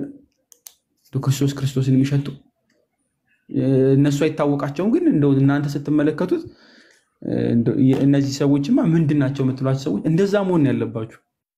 የሚያስቀና ህይወት ነው ሊኖረን የሚገባው። የሚያስቀና ህይወት ለማ እርስ በራስ አይደለም። እናንተማ ሁላችሁም ክርስቲያኖች እርስ በራስ በዛ መንገድ መሄድ አለብን። አይ አማኝ የተባሉትን ሙስሊሞችንም ሌሎቹንም ግን ሊያመጣ የሚችል ማለት ነው። ፈገግታችሁ የሚስብ ኑሯችሁ የሚስብ መሆን ያለበት። አንደበታችሁ የሚስብ ህይወታችሁ የሚስብ ማቴዎስ ወንጌል ዮሐንስ ወንጌል ጠቅሶ እንዲላል እዛ ጋር እንዲህ ስታጣመው እንዲህ ከሚለው ባለፈ ህይወታችሁ ተኖሮ የምትሰብኩት ስብከት ትልቅ ስብከት ነው። ባይዜ በኑሯችሁ መስበክ ማለት ነው። እናንተ ሳታውቁት እናንተን መንገድ ላይ አይተው እናንተን መስሪያ ቤት አይተው እናንተን ትምህርት ቤት አይተው በእናንተ የሚሳቡ ይህ ሰውዬ ምንድን ነው እንደዚህ ፊቱ ላይ የሚነበበው ፈገግታ ምን ቢያገኝ ነው ምን አይነት እርግጠኛ ቢሆን ነው ሊሉባችሁ ይገባል። ባይዘው ትህትናውን ከየት አገኘው ልትባሉ የምትገቡ ሰዎች መሆን አለባችሁ። ትልቁ ስብከት እሱ ስለሆነ ማለት ነው።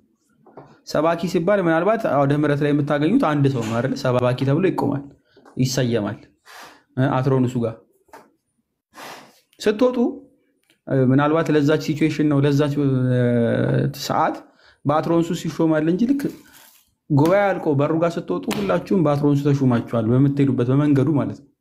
እናንተን የሚመለከት ወደ ክርስትና የሚሳብ ይኖራል። እናንተን ተመልክቶ ክርስትናን የሚጠላ ይኖራል። እናንተ በቁም የምትሄዱ ወይ መጽሐፍ ቅዱስ ብላችሁ ራሳችሁን ችላችሁ ወንጌል ናችሁ በቃ የምትነበቡ ማለት ነው። ህይወታችሁ የሚነበብ ክርስቲያን ናችሁ። ስማችሁ ላይ ምን አለ? ክርስቲያን የሚል አንገታችሁ ላይ ምን አለ? መስቀሉ። ስለ ክርስትና ያላችሁ በተግባር የምታሳዩት ማለት ነው። ሰዎችን የምትስቡበት እና ለዚህ ያብቃችሁ ያርጋችሁ ያርገን ሁላችንን። ከጥቅሱ ይላል አይልም ባለፈ ጥቅሱ ይላል ባይዜ ጌታም በፍርድ ጊዜ ሲመጣ ዮሐንስ ወንጌል እንዲህ ያለበትን ክፍል ላይ በማርቆስ ወንጌል እንዲህ ያላልከውም አይደለም የሚለው ህይወቱን አይደል የሚጠይቀው። የሥራዎቹ ትዝ ይሏችኋል። እነሱ ስራዎች ዝም ብለው እንደ በርደን ተሰጥቷችሁ የሚደረጉ አይደሉም። ደስ ብሏችሁ ፈገግታችሁ እየተነበበ ፊት ለፊታችሁ አይናችሁ ላይ ፊታችሁ ላይ እየታየ ደስ ብሏችሁ የምታደርጉት ነው አይደለ? ድርጊት ቢሆንም ግን ስብከት ነው። ባይዘይ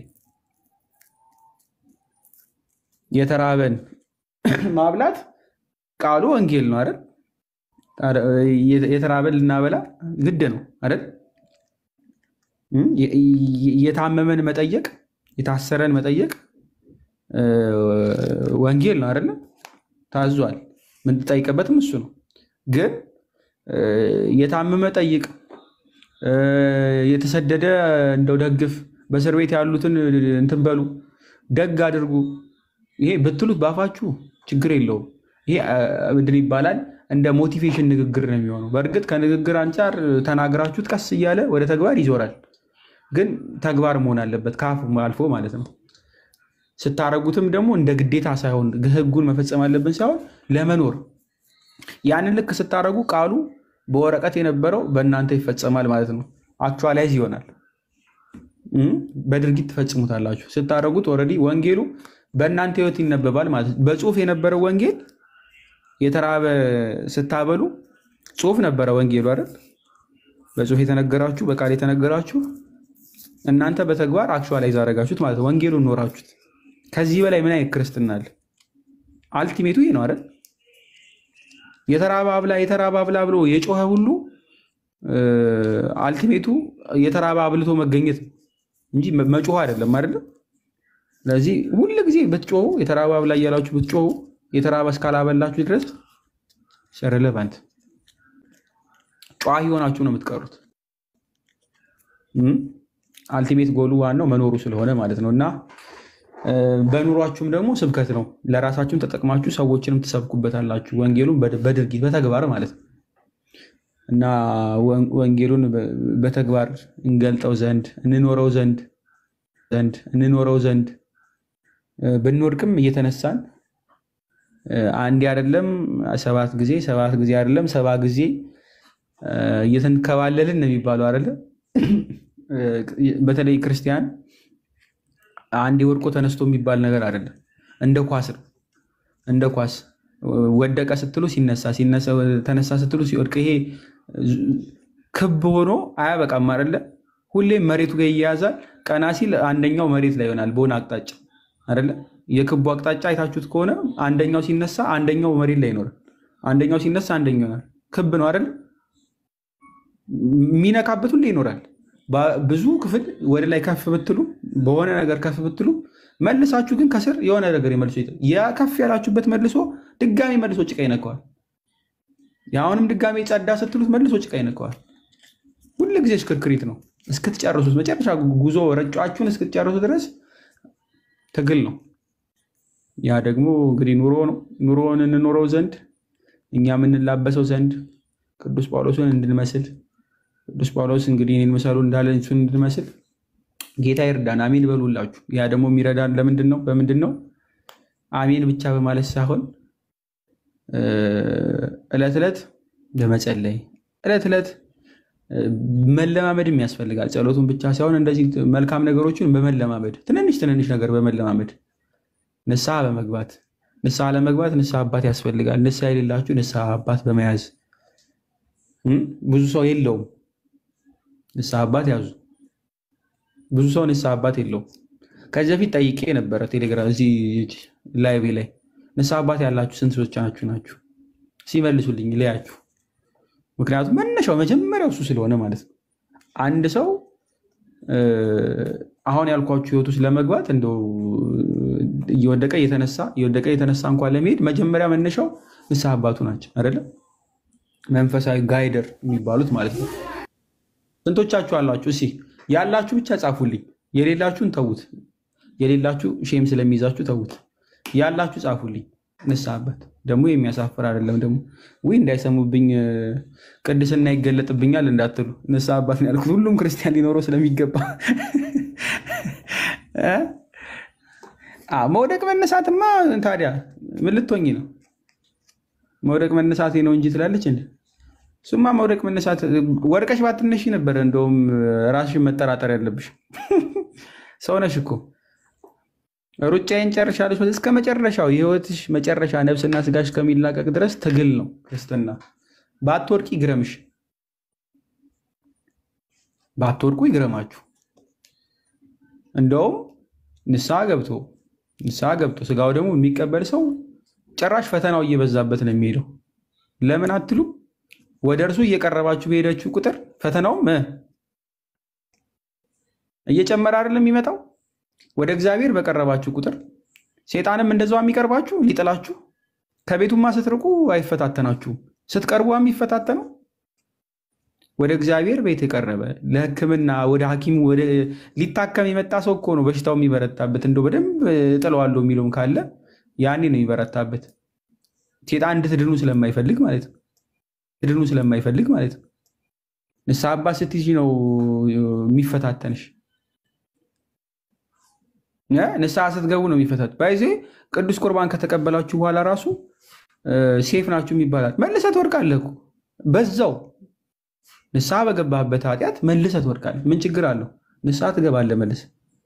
ሴጣን አሁንም ድጋሜ ንስሐ አባትን ድጋሜ እንዳታይ ስለሆነ የሚያደርግ ማለት ነው። ወይ ባለፈው ንስሐ ገብቼበታለሁ ንስሐ አባቴን እንዲህ አሁን ምንድን ነው እንዴት ነው የማያቸው የሚል ሰው የለም። ድጋሜ እንዴት እሳቸው ጋር ሄዳለሁ እንዲህ የሚባል የለም። ድጋሜ ትሄዳላችሁ። በነገራችን ላይ እናንተ በወር ውስጥ ወይ በሳምንት ምናምን ልትሄዱ ትችላላችሁ። ስንክሳር ለምታነቡት አንዳንዶቻችሁ ግን ምንም ዊርድ ላይ መስላችሁ ይችላል። ምክንያቱም በቀን ውስጥ ስንት ጊዜ ንስሐ አባታቸው ጋር የሚሄዱ ቅዱሳን አባቶች ታውቃላችሁ? እኔ 9 እንደዚህ 7 አውቃለሁ። የዘጠኝ ሁሉ ሰው 7 ጊዜ በቀን ውስጥ ንስሐ የሚገባ አባት አውቃለሁ። ስንክሳር ላይ ስንት ጊዜ ታችሁ ታውቃላችሁ? ቅዱሳኑን ያልኳችሁ ተራውን ምዕመን አይደለም። እንደ 7 ጊዜ ነው ያውቃለሁ። 7 ጊዜ። እሺ አንድ ሰው ብሎኛል። ቅዱሳን ነው እንግዲህ የምንለው አታውቁም? በቀን ውስጥ ማለት ነው። በአንድ ቀን ውስጥ ስንት ጊዜ ንስሐ አባት የሚሄድ ኃጢአት ሰራው እያለ ንስሐ አባት ደጋግሞ ማለት ነው 11 ጊዜ አባ ሙሴ ጸልይ። በአንድ ኃጢአት ነው ጋይስ ተደጋግሞ በቀን ውስጥ 7-8 ጊዜ ንስሐ አባትን አግኝቶ ንስሐ መግባት በእኛ አይደለም በቅዱሳኑ የመብቃት ሂደት ስለሆነ ማለት ነው። ስለዚህ አንተ ማነህ ሲጀመር? ንስሐ አባት ገብቼ የነበረ ቆርቤበት ነው መልሼ ወደኩ። አይ መጨረሻዬ። ተይ እንጂ አትቀልድ። በቀን 7 በቀን 11 የሚገቡ ቅዱሳን ነበሩ። ተራው ምዕመንማ በቀን 24 25 100 ጊዜ 1000 ጊዜ ነው መመላለስ የነበረበት። ስለዚህ ደግመሽ እንትን ብትይማ አይክፋሹ። ለምን ነው የሚከፋችሁ? ሲጀመር ወደ ቤቱ በቀረባችሁ ቁጥር ፈተናው ይመጣል። ስለዚህ እንደውም በርቱ፣ ፈተናው ሲበረታ በርቱ። ግልጽ ነው ጋይስ። ፈተናው ሲበረታ መበርታት እንጂ ፈተናው ሲበረታበት የሚደክም ተዋጊ የለም አይደል ወይ? ውጊያው ጨመረብኝ፣ ስለዚህ አንድ ውጊያ የሄደ ሰው ጥይትም ቀልሃም ይዞ የሚሄድ ሰው ተዋጊው ጨምሯልና ጥይት ልቀንስ ይላል እንዴ? ሁለት ሽጉጥ ነበር ያዝኩት፣ አንዱ ሽጉጥ ላስቀምጠው የሚል ተዋጊ አይታችሁ ታውቃላችሁ ወይ? ታንኩን ቀንሱት፣ ከኋላ እግረኛው ይቀነስ፣ ይሄናል ተዋጊ እንቀንስ፣ እዛ በረቱብን የሚል ሰው አይቶ የሚያውቃል? ለውጊያ ሄዶ ተቃራኒው ጦር እየጨመረበት ሲመጣ፣ ትግሉን እያበዛበት ሲመጣ ሰራዊቱን የቀነሰ ተዋጊ አይቶ የሚያውቃል? ወይም ትግሉን የቀነሰ አለ ጋይስ?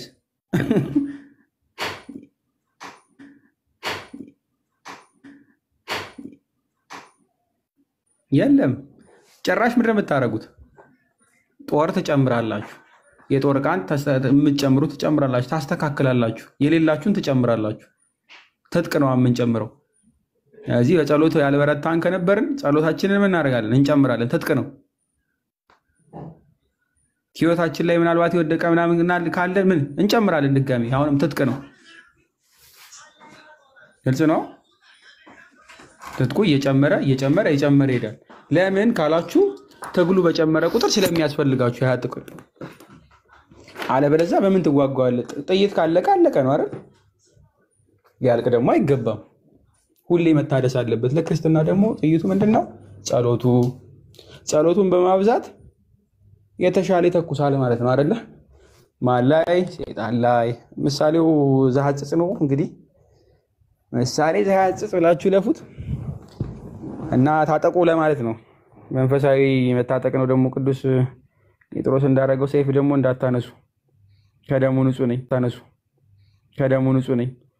ጳላዲ ጥይትና ምናምን ሽጉጥ አውርቷል። ታጥቀን እንወጣለን ብትሉ ከደሙ ንጹህ ነኝ። ይሄን ሪከርድ አድርጉት ጋይስ።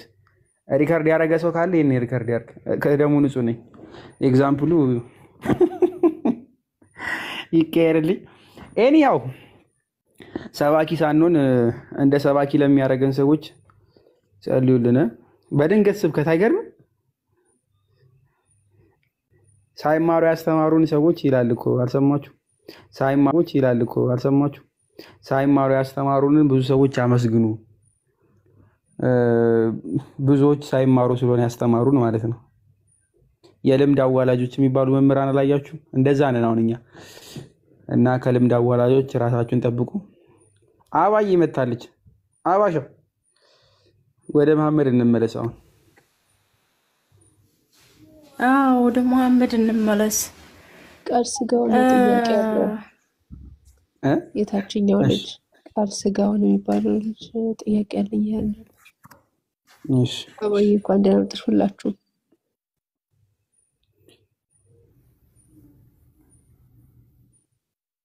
ከስብከት እግዚኦ አሉ።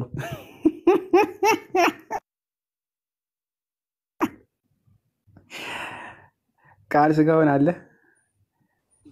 ሰላም ነሽ? እግዚአብሔር ይመስገን። እንዴት አለ? ጥያቄ መጠየቅ ይቻላል? ከቁርአን ኡስታዝ አጠገብ አለች። አዎ ሱራ 19:31 ላይ ትንሽ ስላልገባ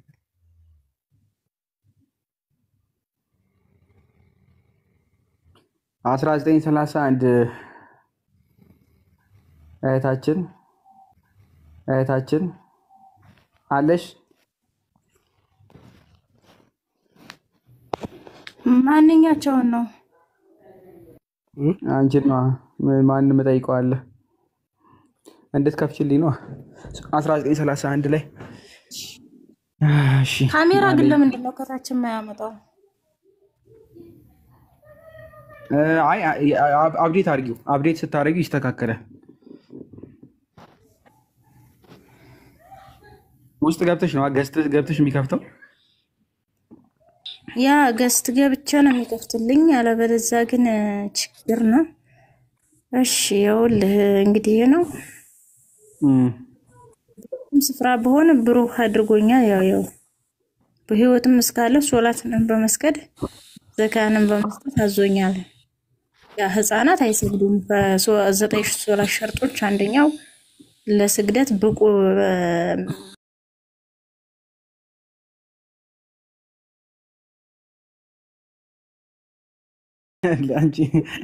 አሁን በህይወት ነው ያለ አይደለ? እንደዛ ነው የሚያምኑት አይደል?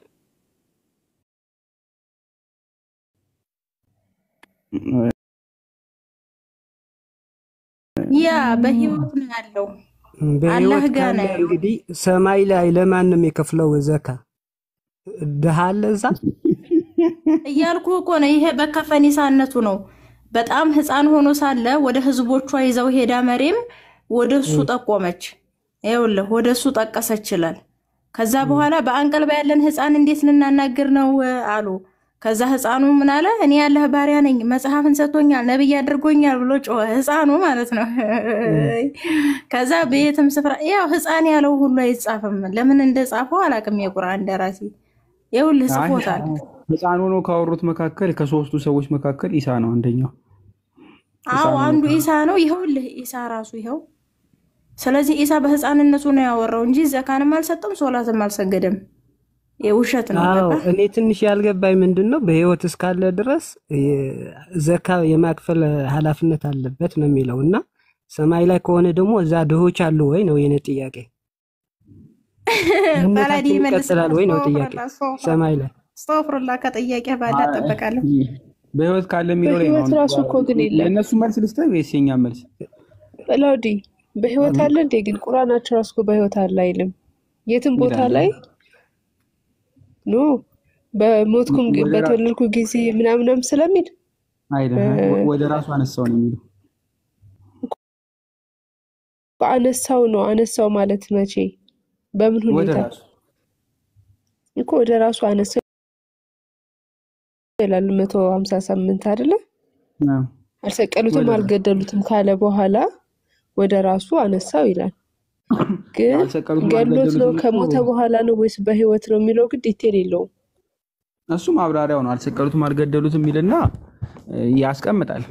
እሱ ላይ ምንም የሚናገረው የለም። ከዛ ወደ ራሱ አነሳው የሚለው ላይ ግን በግልጽ አማርኛ ነው የሚያስቀምጠው። ብዙ ቲዮሪዎች ያስቀምጠዋል። ዴቫ ገብተውበታል። አልሰቀሉትም አልገደሉትም ማለት ነው። ገድለውት እንዲያርገውት ነው፣ ሳብስቲቱሽን ቲዮሪ ነው ምናምን ብዙ አይነት ቲዮሪ የሚያነሱት አለ። ግን እሱ ተፍሲራ ስለሆኑ እኛን እንትን አይሉንም። ቁርአኑ ግን በግልጽ አማርኛ ወደ ራሱ አነሳው ነው የሚለው። ገባይ ወደ ራሱ አነሳው ሲል በምን መልኩ ነው? ለምሳሌ አረገ ቢባል አሁን ከሞተ በኋላ ይሁን ወይም እስከነ ነፍሱ መሆኑ በህይወት እያለ መሆኑ አይታወቅም ነው። ገሎት አይልም፣ አልገደልኩትምም አይልም። እሱንማ ለሱ ማብራሪያማ ከሐዲሳትም ከምንም ታመጫለሽ። በቂያማ ቀን ድጋሚ ተመልሶ መጥቶ ይገዛል። አዎ ነብዩ መሐመድ 40 ዓመት ምናምን በኋላ ይላል። እሱማ መጥቶ ይገዛና ከዛ በኋላ የሚሞተው ምናምን ይላል ሐዲስ ላይ። ግን ቁርአን ላይ አለመሞቱ ራሱ የተረጋገጠ አይደለም። አለመሞቱን አይ ሁለት አርጊመንት መሞቱ አለ ለሚለውም አለሞተም ለሚለው ማንሳት ይቻላል። እንደውም ሪዘምብል የሚያደርገው አልሞተም የሚለው ቢነሳ ነው። በነገራችን ላይ ሞቷል የሚለውም ግን ቢነሳ ችግር የለውም። አይ ቲንክ ብዙ አርጊመንት ይመጣበታል እንጂ አይደለ? እኔ ትዝ ይለኛል ቴሌግራም ለኛ ደንብ አንስተንበታል። የዛሬ ስንት ዓመት በስመ አብ ወወልድ ወመንፈስ ቅዱስ አለም ለካሜል አልሞተም የሚለው ነው ሞር የሚደፋው። ምናልባት በውስጥ እናወራበታል። ሞቷል የሚለው ግን ብዙ ማስረጃ ስለሚመጣለት እሱ የኛ ልጆችን ብሎ ቪዲዮ ስለሰሩበት እሱን ታዩ። እኔና አንቺ ወጥተና አሁን አልሞተም ለሚለው እንትን ለማለት ምንም አይነት አልሰቀሉትም አልገደሉትም የምትለዋን ተርም ብቻ ይዘን ከሆነ የምንሄደው ስላለመሞቱ በቂያማ ቀን ተመልሶ ይመጣል። ከቂያማ ቀን በፊት መጥቶ ከዛ ነው ሞቶ ድጋሚ ለፍርድ እንትን የሚለው ቂያማ ቀን የሚነሳው ማለቱ በራሱ ቁርአን ላይ የለም። ይሄ ከሐዲስ ነው የመጣው። እሱን ደግሞ እዚህ ከቁርአን ላይ ሁሉም ነገር የተብራራ ነው፣ መልስ አለው ይላል፣ ኤክስፕሌንድ ነው ይላል። ከዛን ቀድም ራሱ አልአራፍ ላይ ሱራ አልአራፍ 73 ላይ ይናገራል። የተብራራ ነው ብሎ ያስቀምጣል እንጂ እኮ ሙሉ ሙሉ የተብራራ አይደለም። በግልጽ አማርኛ እዛው ቁርአኑ ላይ እኮ ሙተሸቢያ የሚባሉት አያዎች ታውቂያቸዋለሽ? ማንም ማያውቃቸው ካላህ በስተቀር ማያውቃቸው እንዳሉ እዛው ቁርአኑ በራሱ ያብራራል። ለማንም ያልተብራሩ ሌላኛው ክፍል ላይ ተብራርቷል ይላል፣ ሌላኛው ክፍል ላይ አልተብራራም ይላል። ስለዚህ ኦርደር እንሰጣውና ያለን ማለት ነው። ለየትኛው እያወራ ነው የሚለው በጣም ያስፈልጋል። ባይዘ ስለማን እያወራ ነው? ስለየትኛው የተብራራ የሚለው አክቹሊ ይሄ አንድ አምላክ አልወለደም አይወለድም ምናምን እና ደግሞ እሱ አንድ አምላክ ነው የሚለው ነው የተብራራ ነው የሚለው አላህ ላይ የሚናገረው እሱ ክሌማቸው ነው። የተብራራ ተብሎ የተቀመጠ ሌላ ብዙ አለ። ከምን አንፃር ነው? እንደውም አንድ አምላክ የሚለው አልተብራራም ሲጀመር ማለት ነው። ክፍሉ ስፔሲፊካሊ ምን እንደሚለው ራሱ እርግጠኛ አይደሉም። ተፍሲራቶቹ 50 ቦታ ነው የሚዘሉት እዚህም እዛም ማለት ነው። እርግጠኛ የሆነ ብዙ ፖይንት የለም።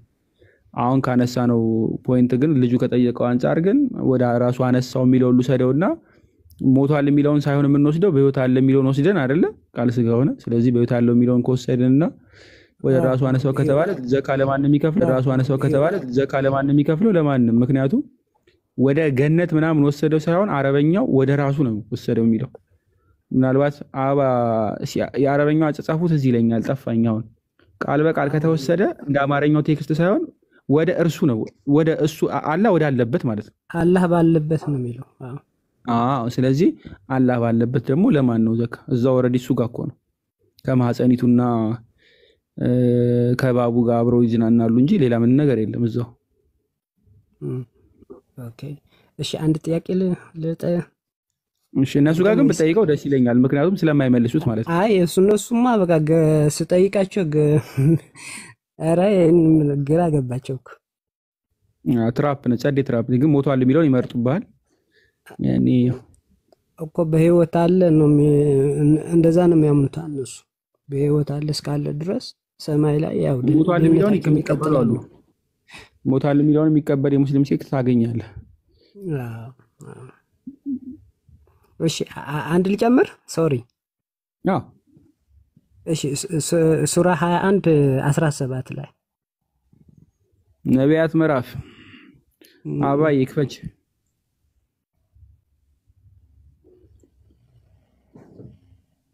ወደ ነቢያት ምዕራፍ እንሄዳለን።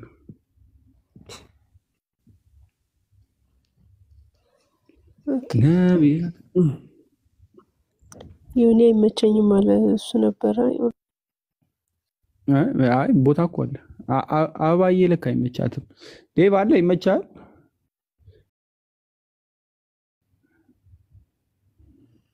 ስለ አላህ ልጆች ምናምን ልናወራ ነው። አንድ ስልክ ያለው ታዲ ቴሌግራም። እሺ አባዬ ከፈተች። ያው ዛሬ እንዲፈጣን ሚስት ይስጣችሁ። አባውን እሷን ያገባ በቃ ወዲያ ፍጥን የፈጣጠነ ቤት ውስጥ እንዲህ እንፈልጋለሁ። ይኸው አሜን በሉ እናንተ። አንተ ሰው ሴት ሁለት አግባ ሐራም ነው። አንተ ሰው የቱ ይሆንልህ ወንድሜ? 17 ነው ይፈልጋ። ሱራ 17 ነው ወይስ ምንድነው? ኖ 21:17 የነቢያት ምዕራፍ ነቢያት። በስመ አብ አበባ ታግባ እያለ ያለህ ሚስጥር ታመጣ ነው። በስመ አብ ደህና ሰው አልነበርኩም። ገባሽ አይደል? ነገር ፍለጋ በጣም ነው የሚገባኝ እንጂ ይገርምሃል በጣም። ይሄንማ እኮ በቃ ይኸውልህ ያው መጣልህ ተከሽኖ ይኸው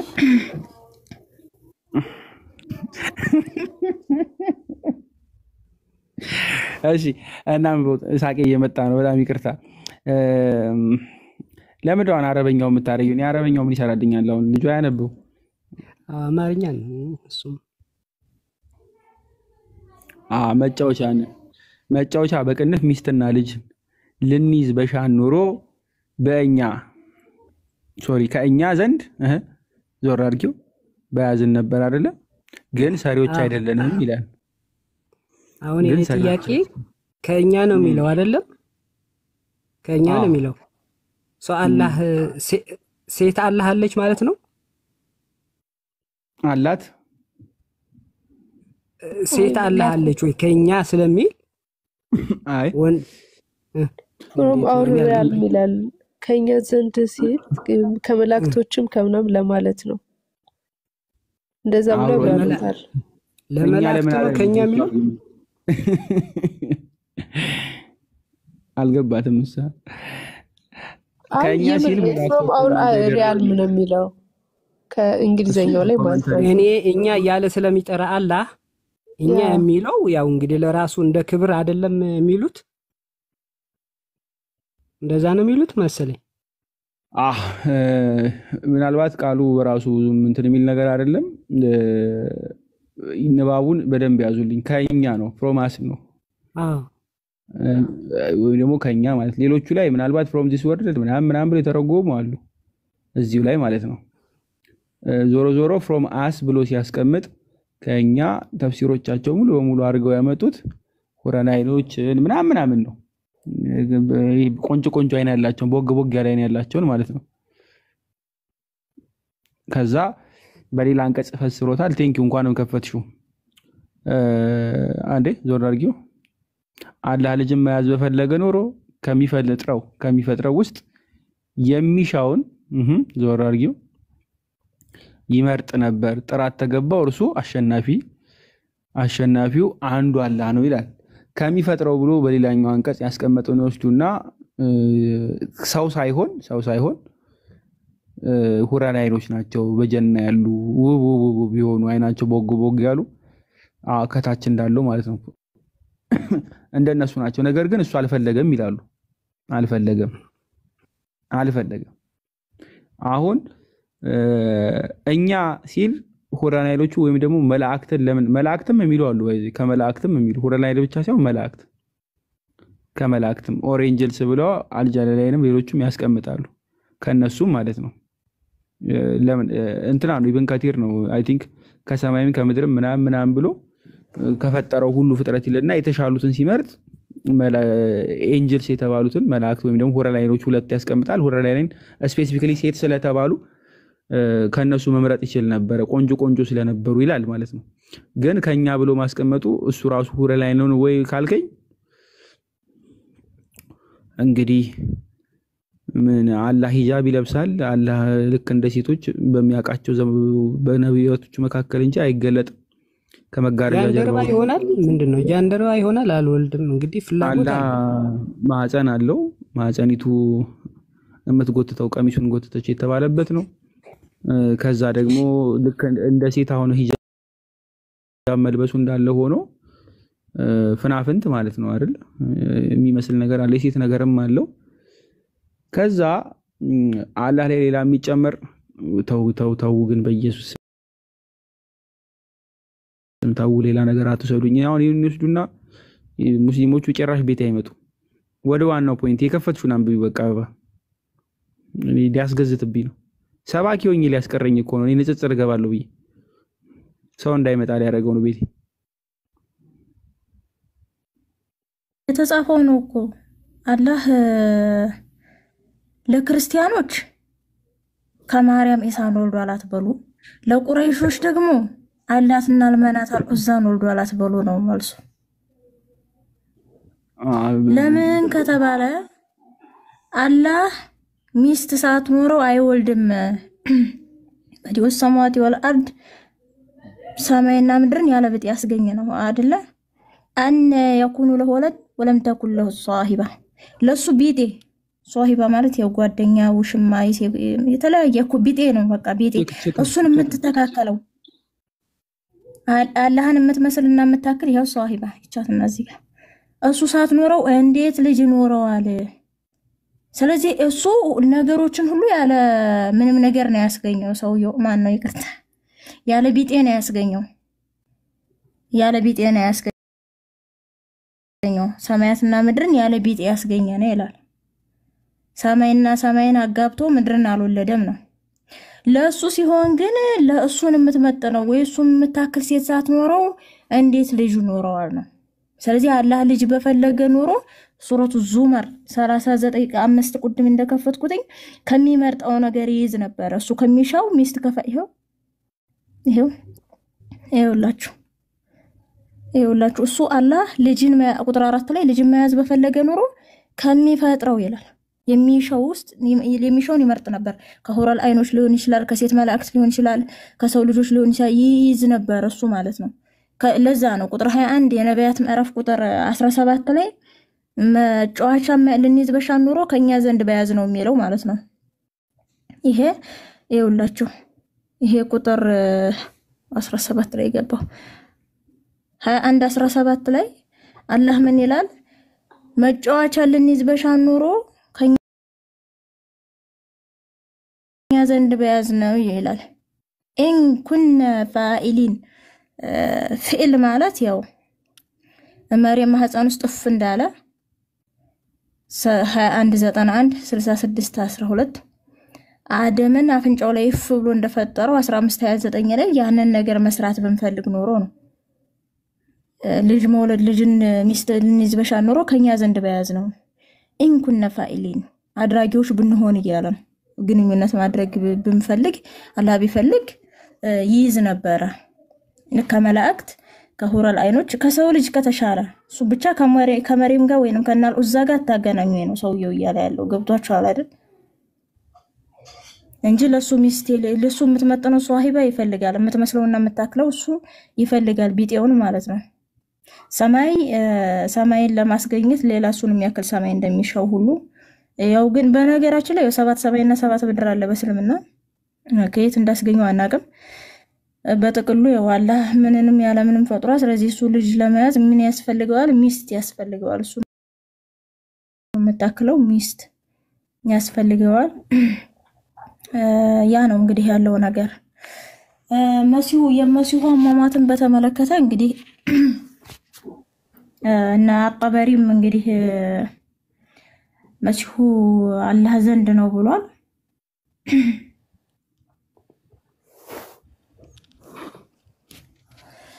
መሲሁ አላህ ዘንድ ነው ብሏል። አጠበሪ ሲፈስር ሚት አድርጌያለሽ ለትንሽ ልብላ ቆይ። እሺ መሲሁ ያለው አሁን አላህ ዘንድ ነው። በነገራችን ላይ ይሄው አጠበሪ ተፍሲር ያው አላህ ዘንድ መሲሁ ቁጭ ብሏል። አላህ ጋር ነው ያለው ማለት ነው። ወህዋ እንደሁ ፊ ሰማዕ ይውላችሁ እዚህ ጋር መሲሁ ያለው እሱ ዘንድ ነው። አንዳንዶች ደግሞ እንዳሉት ይላል ሙተወፊ ከሚለው ምንድነው ሞት ነው ይላል። ወፋት ማለት ሞት ነው ይላል አጠበሪ። ወፋት ሞት ይኸው እዚህ ጋር ማለት ነው። ስለዚህ መሲሁም ብሏል ሞቷል ማለት ነው። ሞቶ ነው አላህ ዘንድ ሄደው አለዛ ሱራ 355 መቼም ተፈጻሚነት አያገኝም። ውሸታም ነው ማለት ነው። ያልተፈጸመ ትንቢት ተብሎ ሊያዝ የሚችል ነገር የለም በቁርአን ላይ። መሲሁ አንድ ጊዜ ነው የመጣ፣ ዳግም ይመጣል። የሰላተል ጀናዛ ይሰገድበታል፣ ሙስሊሞች ይሰግዱበታል። 40 ዓመት በምድር ላይ ይቆያል። ሚስት ያገባል፣ ይወልዳል፣ አሳማን ይገድላል፣ መስቀል ይሰብራል፣ ጀዚያን ያርቃል የሚባለው ተረት ውሸት ነው። ምንድነው ያለው ነገር? መሲሁ ሞቶ ነው ወደ አላህ ዘንድ ሄደው። ቀጥሉሽ ካሜራ ግን ዝጋልኝ ፓራዲ አይዘጋም።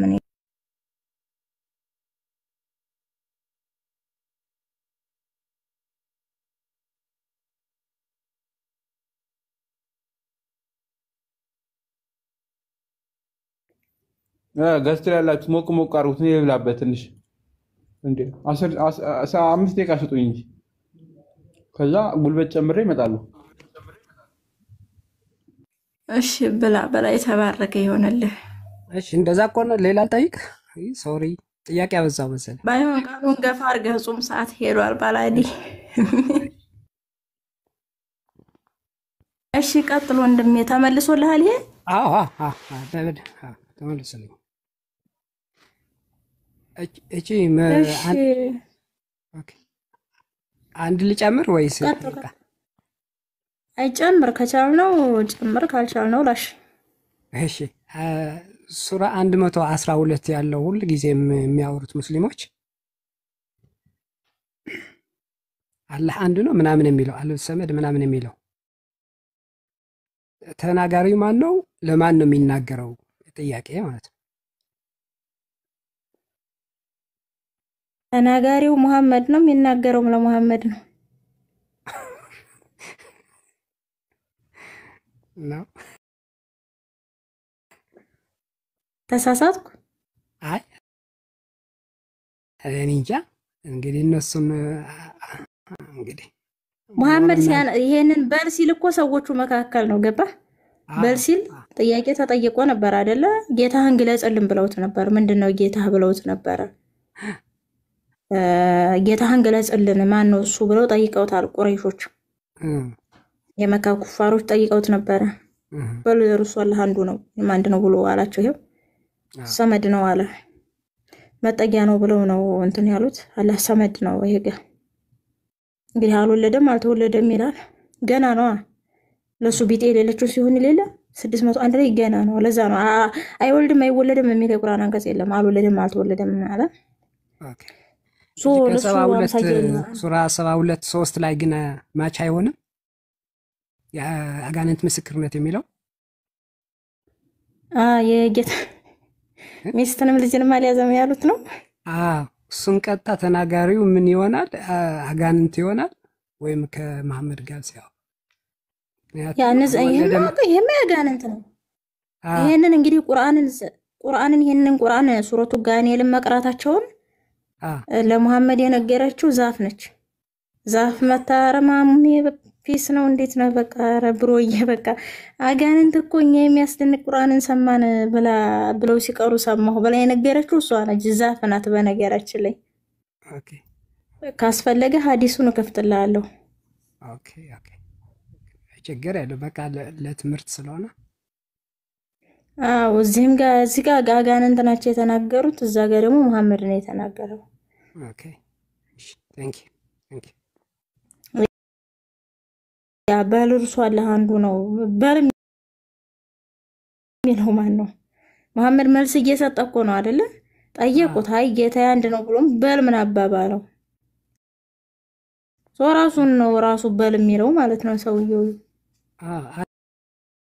አላህ ተናጋሪ ከሆነ ደግሞ ለማን ነው የሚናገረው የሚል ጥያቄ ስለሚያመጣ ያንዴ አላህ እኮ ዓለምን ከመፍጠሩ በፊት ሱረቱ ያሲንን ሲቀራ ነበር።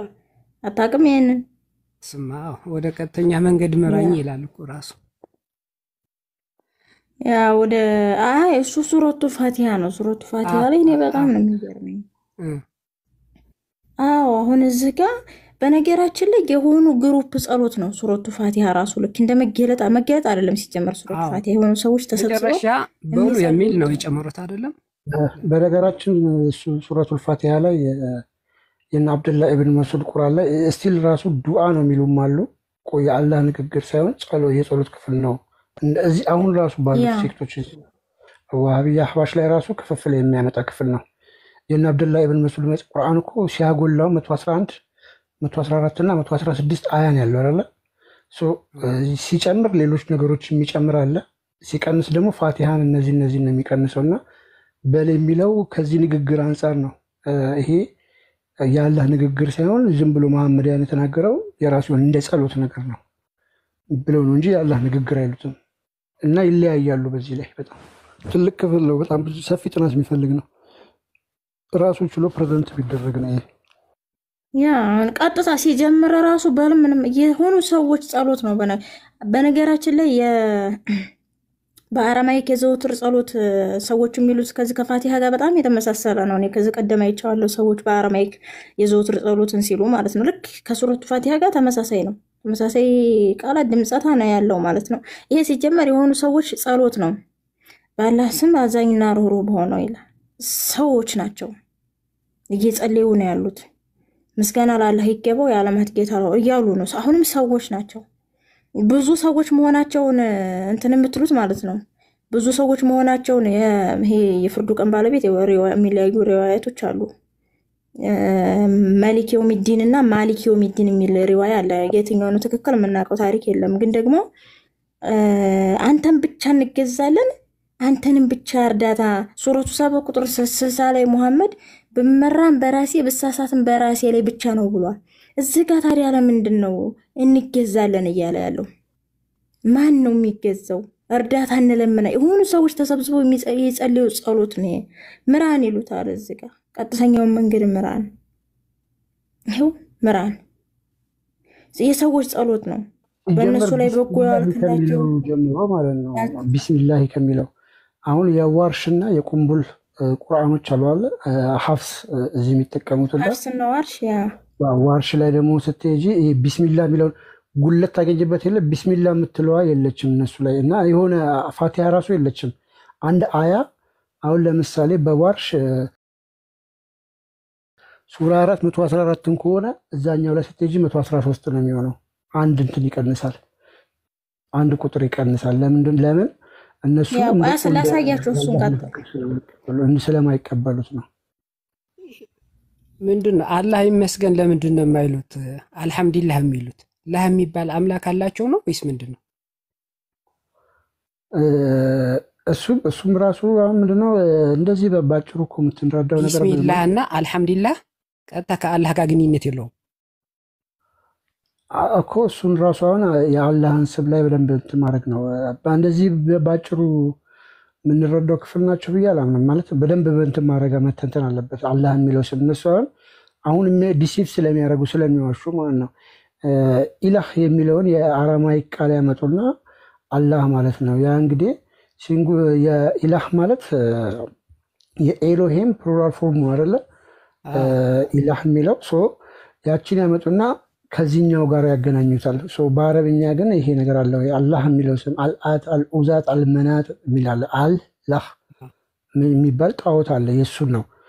ሲቀጥል ደግሞ ከዛኛው ጋር አይገናኝም። አምላክ ማለት አሁን ለምሳሌ አምላክ የሚለውን ቃል አንተም ትጠቀመዋለህ፣ ሙስሊምም ይጠቀመዋል፣ ዋቄ ፈታም ይጠቀመዋል። ግን አንድ አይነት አምላክ ነው ያለን አይደለም አይደለ? ጀነራል ነው። ስለዚህ ከሱ ጋር የሚያገናኙት ነገር አለ። እሱ ግን እዚሁ ቃሉ በራሱ አሁን ቢስሚላህ አሁን የምትለው ቃሏ በራሷ የአላህ ንግግር ናት ብለው የማያምኑ አሉ። የቁርአን ክፍል ነው ብለው የማይቀበሉት አሉ ነው ኮንሴፕቱ ዱዓ ነው የሚሉ አሉ። እኔም ሁሌ ጥያቄ ነው ቢስሚላህ እና አልሐምዱሊላህ ጭራሽ ከአላህ ጋር ኮሚኒኬሽን የለውም ጭራሽ ማለት ነው። የሚያመሰግኑት ሌላ አምላካችን የሚሉት ደግሞ ለአላህ ነው። የሚያመሰግኑት ደግሞ አልሐምዱሊላህ ይላሉ። ምግብ ሲባርኩ ደግሞ ቢስሚላህ ይላሉ። እና ትንሽ ጥያቄ የሆነብኝ አታስብ። ኢላህ የሚበሉት አላህ የሚበሉት አርህማን የሚበሉት አለ አይደል? አርህማን እሱ አይደል? ስለዚህ ሌላ አይደለም ማለት እነዛ ሲልም ሌላ አይደለም። እዚህ በዚህ መጠን መረዳት ጥሩ ነው። አበባዬ ፖዝድ ላይ ነች።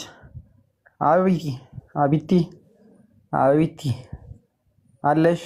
አለው። በነገራችን ላይ ሐፍስ የቢስሚላህ ረህማን ረሂም የሚለውን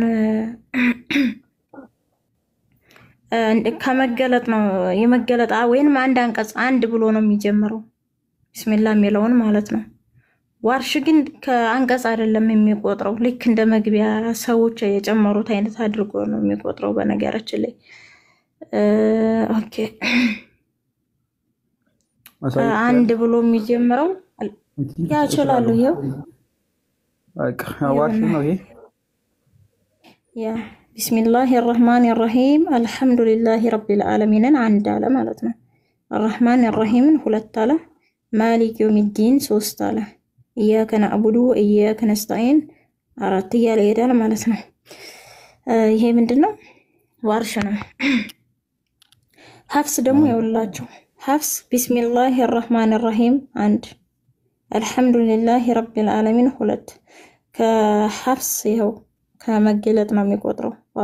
በዋርሽ ሪዋያ ግን መገለጥ አይደለም። ቢስሚላህ الرحمن الرحيم አይደብረውም እንዴ?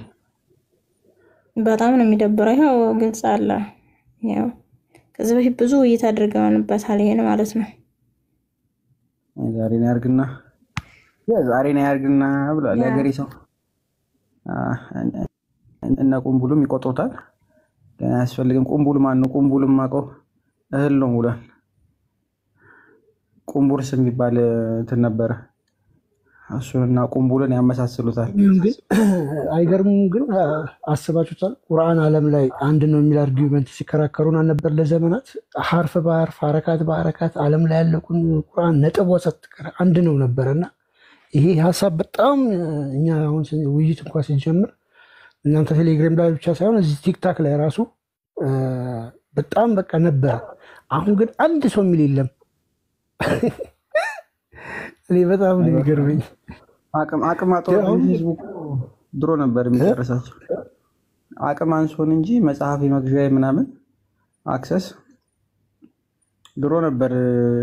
ይሄ አርጊውመንት ላይ እነሳ ተቀብሮ የሚቀር የነበረው ራሱ በፊትም እና ብዙ ያውቃል፣ ግን የታ ብሎ እንደሚያመጣው አያውቅም። መጽሐፉን አክሰስ ለማድረግ ከባድ ስለነበር ማለት ነው። እድሜ ለኢንተርኔት አሁን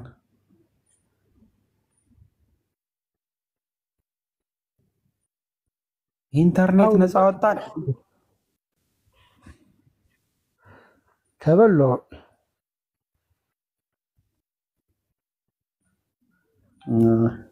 ያሳዝናል፣ ያሳፍራል። ለማንኛውም አንተ ቁርአንን ከገባንበት ቆየና። ኧረ ቁርአንንም ርዕስ አድርጌ እገባለሁ። ቁርአን ርዕስ አድርጌ እገባለሁ። ነብዩን አድርጌ እገባለሁ። አላህን አድርጌ እገባለሁ። የቁርአን ቀኖናውን ራሱ መግባት አለብን። አረዲ ይገባበታል። አክቹዋሊ እየገባ ነው እሱ ፕሮፌሽኑም ስላደረገው፣ ግን ቀኖናውን ራሱ እስከ 1924 ድረስ ያለውን ካይሮ ላይ ትንሽ ካለው እሱን ራሱ በደንብ መስራት አለብን። እንሰራበታለን። እኔ ጫድዬ አድርጌ እገባበታለሁ። ፒፒቲ ሰርቼ ነው የምገባው። ከገባው በኖርማሉ ፋይል እንኳን አልገባም። ጽድት አድርገን ሌክቸር ነው የምናደርገው። ኦልሬዲ እኛ ቤት ያው ሙስሊም አይገባም። ስለዚህ ሌክቸር ማድረግ እንችላለን። ቅድም ደግሞ ስታዩኝ ሸነጥ አድርጎኝ ነበር አይደለ? ሰባኪ እያጫወተ ነበረ። ስለዚህ ሰባኪም መሆን እችላለሁ። አሁን ሳስበው ፈጣሪን እና ህዝብ ካልፈራችሁ አሁን እዚህ ዝም ብላችሁ ሰባኪም መሆን ይቻላል። ስለዚህ አንድ ሰው ይናገረኛል ሰብካለሁ ማለት ነው። ከዛ ምን እንደምታመጣው ያለው ወደዚህ ምዥ ይገባለሁ፣ ስብከትም እጀምራለሁ። ወደፊት አይደለ ዴቭ? ወደፊት ግድ ነው።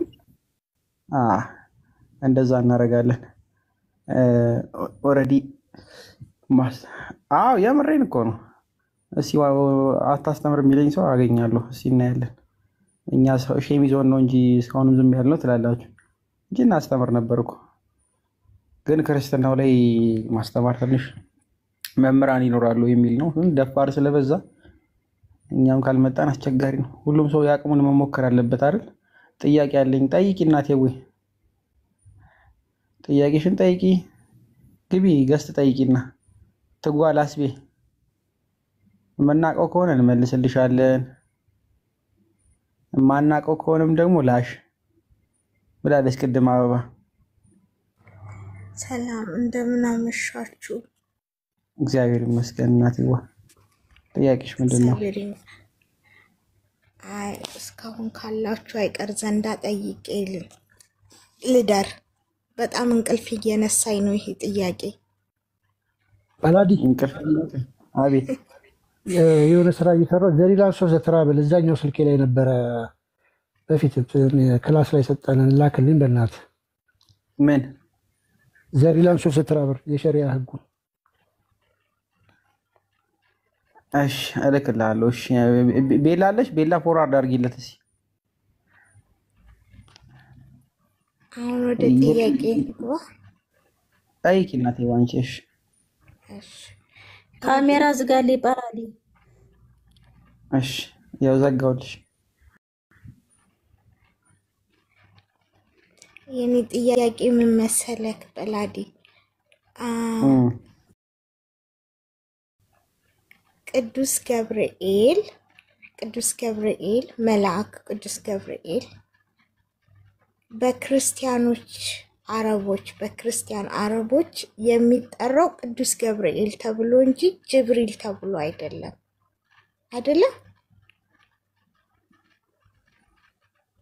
ያው እቺት እህታችን የምታያት ከላይ በአረቡ ዓለም ላይ ያለችው እህታችን ምን ተብሎ ነው የሚጠራው? አረቢቲ በአረበኛው አረቡ። እኔ እኮ አረብ ዓለም አይደለም ያለሁት። ክርስቲያኖቹ የሚጠቀሙት ገብርኤል ብለው እንጂ ቅዱስ ገብርኤል ብለው እንጂ ጅብሪል ብለው አይደለም። ጊብራኤል ብለው ነው የሚጠሩት። ገብርኤል ያው ፕሮናንሴሽን ነው። ያው ዞሮ ዞሮ ግን ገብርኤል እንደ ገብርኤል ነው እንጂ ጅብሪል አይደለም። የኔ አርጉመንት እዚህ ጋር ነው። ጅብሪል የሚል ነገር በክርስቲያኑ ላይ የለም ነው አይደል? ካለ አርሚኝ እናቴ። እንትን እኮ አሁን እኮ ምሳሌ በላሆንና ሰዓት ሄዶብኛል እና እንጂ መጽሐፍ ቅዱስና ቁርአን ላይ ያሳይሻለሁ ወይ? ጠብቂኝ 2 ደቂቃ። ረቀ እኔ አድራለሁ፣ ጠብቅሻለሁ። ነይልኝ ነይል።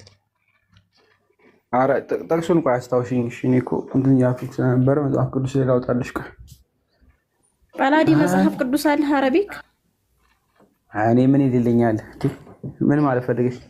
በቃ ከፋታው ሰባኪ ሊሆን አይደል እንዴ? በአረብኛ ነው የሚሰብከን። ያ ባላዲ ጎበዝ ነው በነገራችን ላይ። እኔ በጣም ቅድም እኮ ቃሊው ሊዘጋ ነው ብዬ በቃ ቃሊው ያሰማልኝ ብዬ ወጥቼ ዞሬ ስመጣ አላችሁ። ከዛን ካላችሁ አይቀር ዘንዳማችን ጥያቄ እድሉን ልጠቀምበት። ችግር የለም እኔ በደንብ አስፈልሻለሁ። እሺ እናትና እንትን አረበኛ። እሺ ወአይ አረበኛ። እሺ ገብርኤል ኦኬ ኤስቢ ምናምን የሚለው አለ እንዳጋጣሚ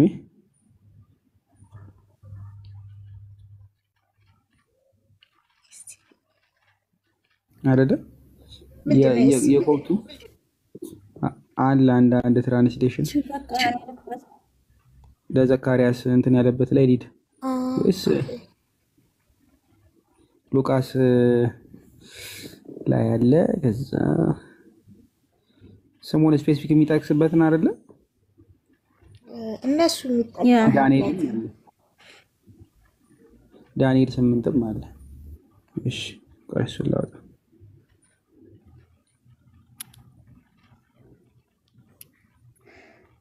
ሉቃስ ወንጌል 1 አውጣው ከፈለገበት ቦታ ላይ አውጣው። እሺ አጣራው ነው ይኸውላችሁ። እዚህ ጋር ይኸውልሽ ሉቃስ ወንጌል ምዕራፍ 1 ቁጥር 26 ነው ይሄ። ትልቁ ላይ አድርጌ በላዲ። እሺ ቁርአን ደግሞ የት ነበርሽ?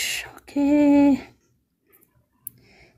ይሁን እንግዲህ በሻራት ሚላድ የሱዓ ይላል ታይትሉ። ኢየሱስ ክርስቶስ ልደት በስራት وفي الشهر السادس بسدستኛ ወር أرسل جبرائيل الملاك من الله إلى مدينة من الجليل اسمها الناصرة إلى أبرة مخطوبة لرجل من بيت داود اسمه يوسف በስድስተኛ ወር ገብርኤል መልአክ ናዝሬት ገሊላ ለተባለሽ ዮሴፍ ለተባለ ሰው ወደ ተባለሽ ከተማ ዮሴፍ ለተባለ ሰው ወደ ታጨች ወደ አንዲት ድንግል ተላከ። የድንግሊቱም ስም ማርያም ነው ይላል። ይኸው ሊታይሻል። አዎ መልካም።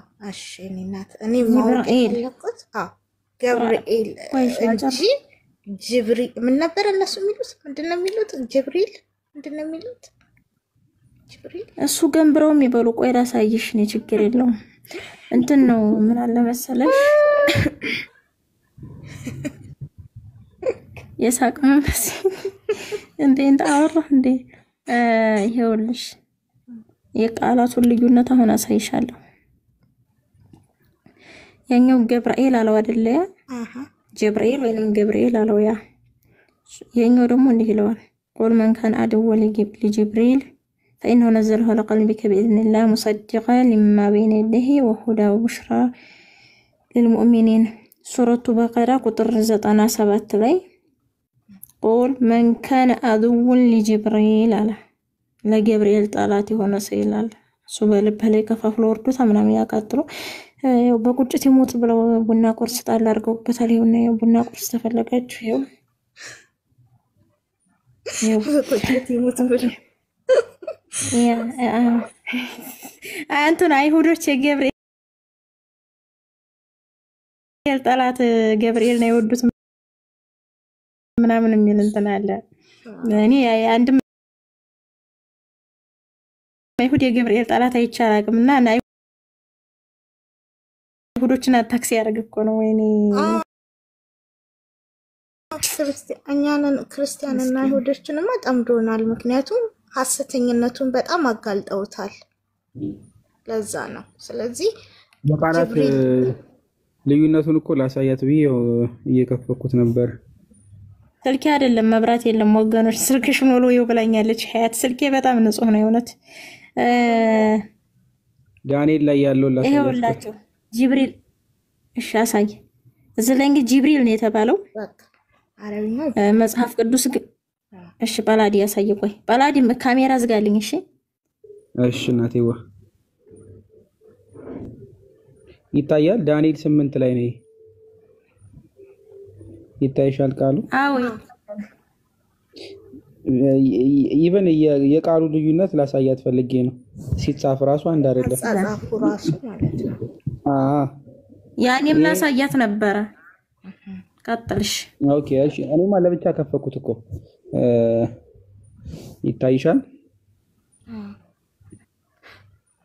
ይሄ መጽሐፍ ቅዱስ ከላይ የሚጠቀመው ነው ጅብራኤል የሚለው። ይሄኛው ደግሞ ጅብሪል ቁርአን ላይ ያለው አይደል? አረብዬ ሲያንብቢላት ጅብራኤል ምናምን ሲጥሪ ጅብሪል ነው። ጅብሪል ከታች ያለው ጅብሪል፣ ከላይ ያለው ደግሞ ጅብራኤል። ጂን ወደ ገ ስትቀይረው ኢቅላብ ስታደርገው ገብርኤል ማለት ነው፣ ቃል በቃል ማለት ነው። እንደውም የግብጽ ኮፕት ክርስቲያኖች ጂን ገ ብለው ነው የሚጠሩት፣ ገብርኤል ብለው ነው የሚጠሩት። ጅብራኤል ወይንም ገብርኤል። ዳንኤል ላይ አሁን የዳንኤል አሁን የአረበኛው እንትን ላይ ያው ቃል በቃል ይሄኛውን የሚጠቀመው ያ ገብርኤል የሚለው ያ ገብርኤል ስም እየለዋወጠ ስም እየቀያየረ እኔን ከነቢያቶቹ ቅብርጥሶ መጣው የሚለውን ማቆም አለባቸው። በቃ መውሰድ የለባቸውም ምንም። እኛም ደግሞ ኦርቶዶክሳውያን ጅብሪል ታላቁ ጅብሪል ቅብርጥሶ የሚሉትን ነገር ማቆም አለባቸው። ይሄ የሰይጣን ስም እንጂ የመላእኩ አይደለም።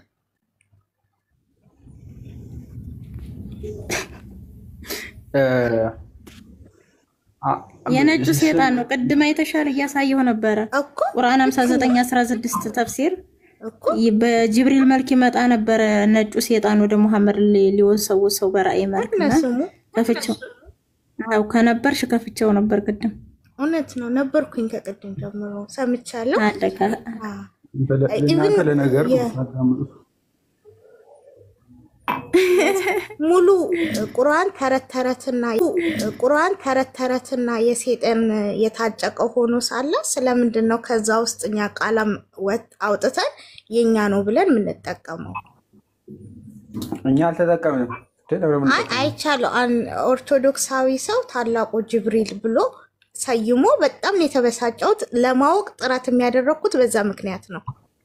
ታላቁ አላህም ተብሎ እኮ ይባላል። ታዲያ ምን ችግር አለ? ኦኬ አላህ መልካም። አላህ እኮ የፈጣሪ ስም ነው። ታላቁ ጅብሪል እንዴት መሰለሽ ስሙ የስሙ አሰጣጡ ሂደት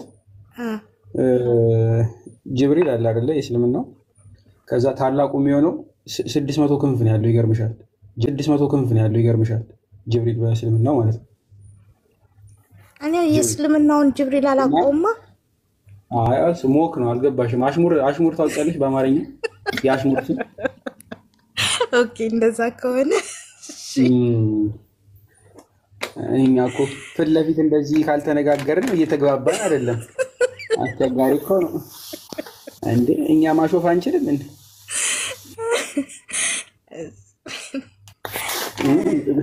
ለሱ ስም መነሻ የሆነው መሐመድ እውነት ለሁሉ ነው። እሱ ይጠይቅበት። ስሙን የሰጠው እሱ ነው። ከዛ ፊት አብደል መሲ ነበር የሚባለው። አበባ ታውቃለች? ባይዘ የታላቁ ስም አብዱል መሲ የሚለው ነበር ትክክለኛ እንትኑ የቴሌግራም ስሙ ማለት ነው። ከዛ ፊት እና አብዱል መሲ የሚለው በጣም ያናድዳቸው እንደነበር አውቃለሁ። በጣም ሙስሊሞች በጣም ነበር የሚናደዱት አብዱል መሲ በሚለው የመሲሁ ባሪያ ማለት ነው። እና ከሆነ ሰዓት በኋላ ነው ስሙ ተቀይሮ ወደ ታላቁ ጅብሪል ወደ ስንት ክንፍ አልከኝ? 600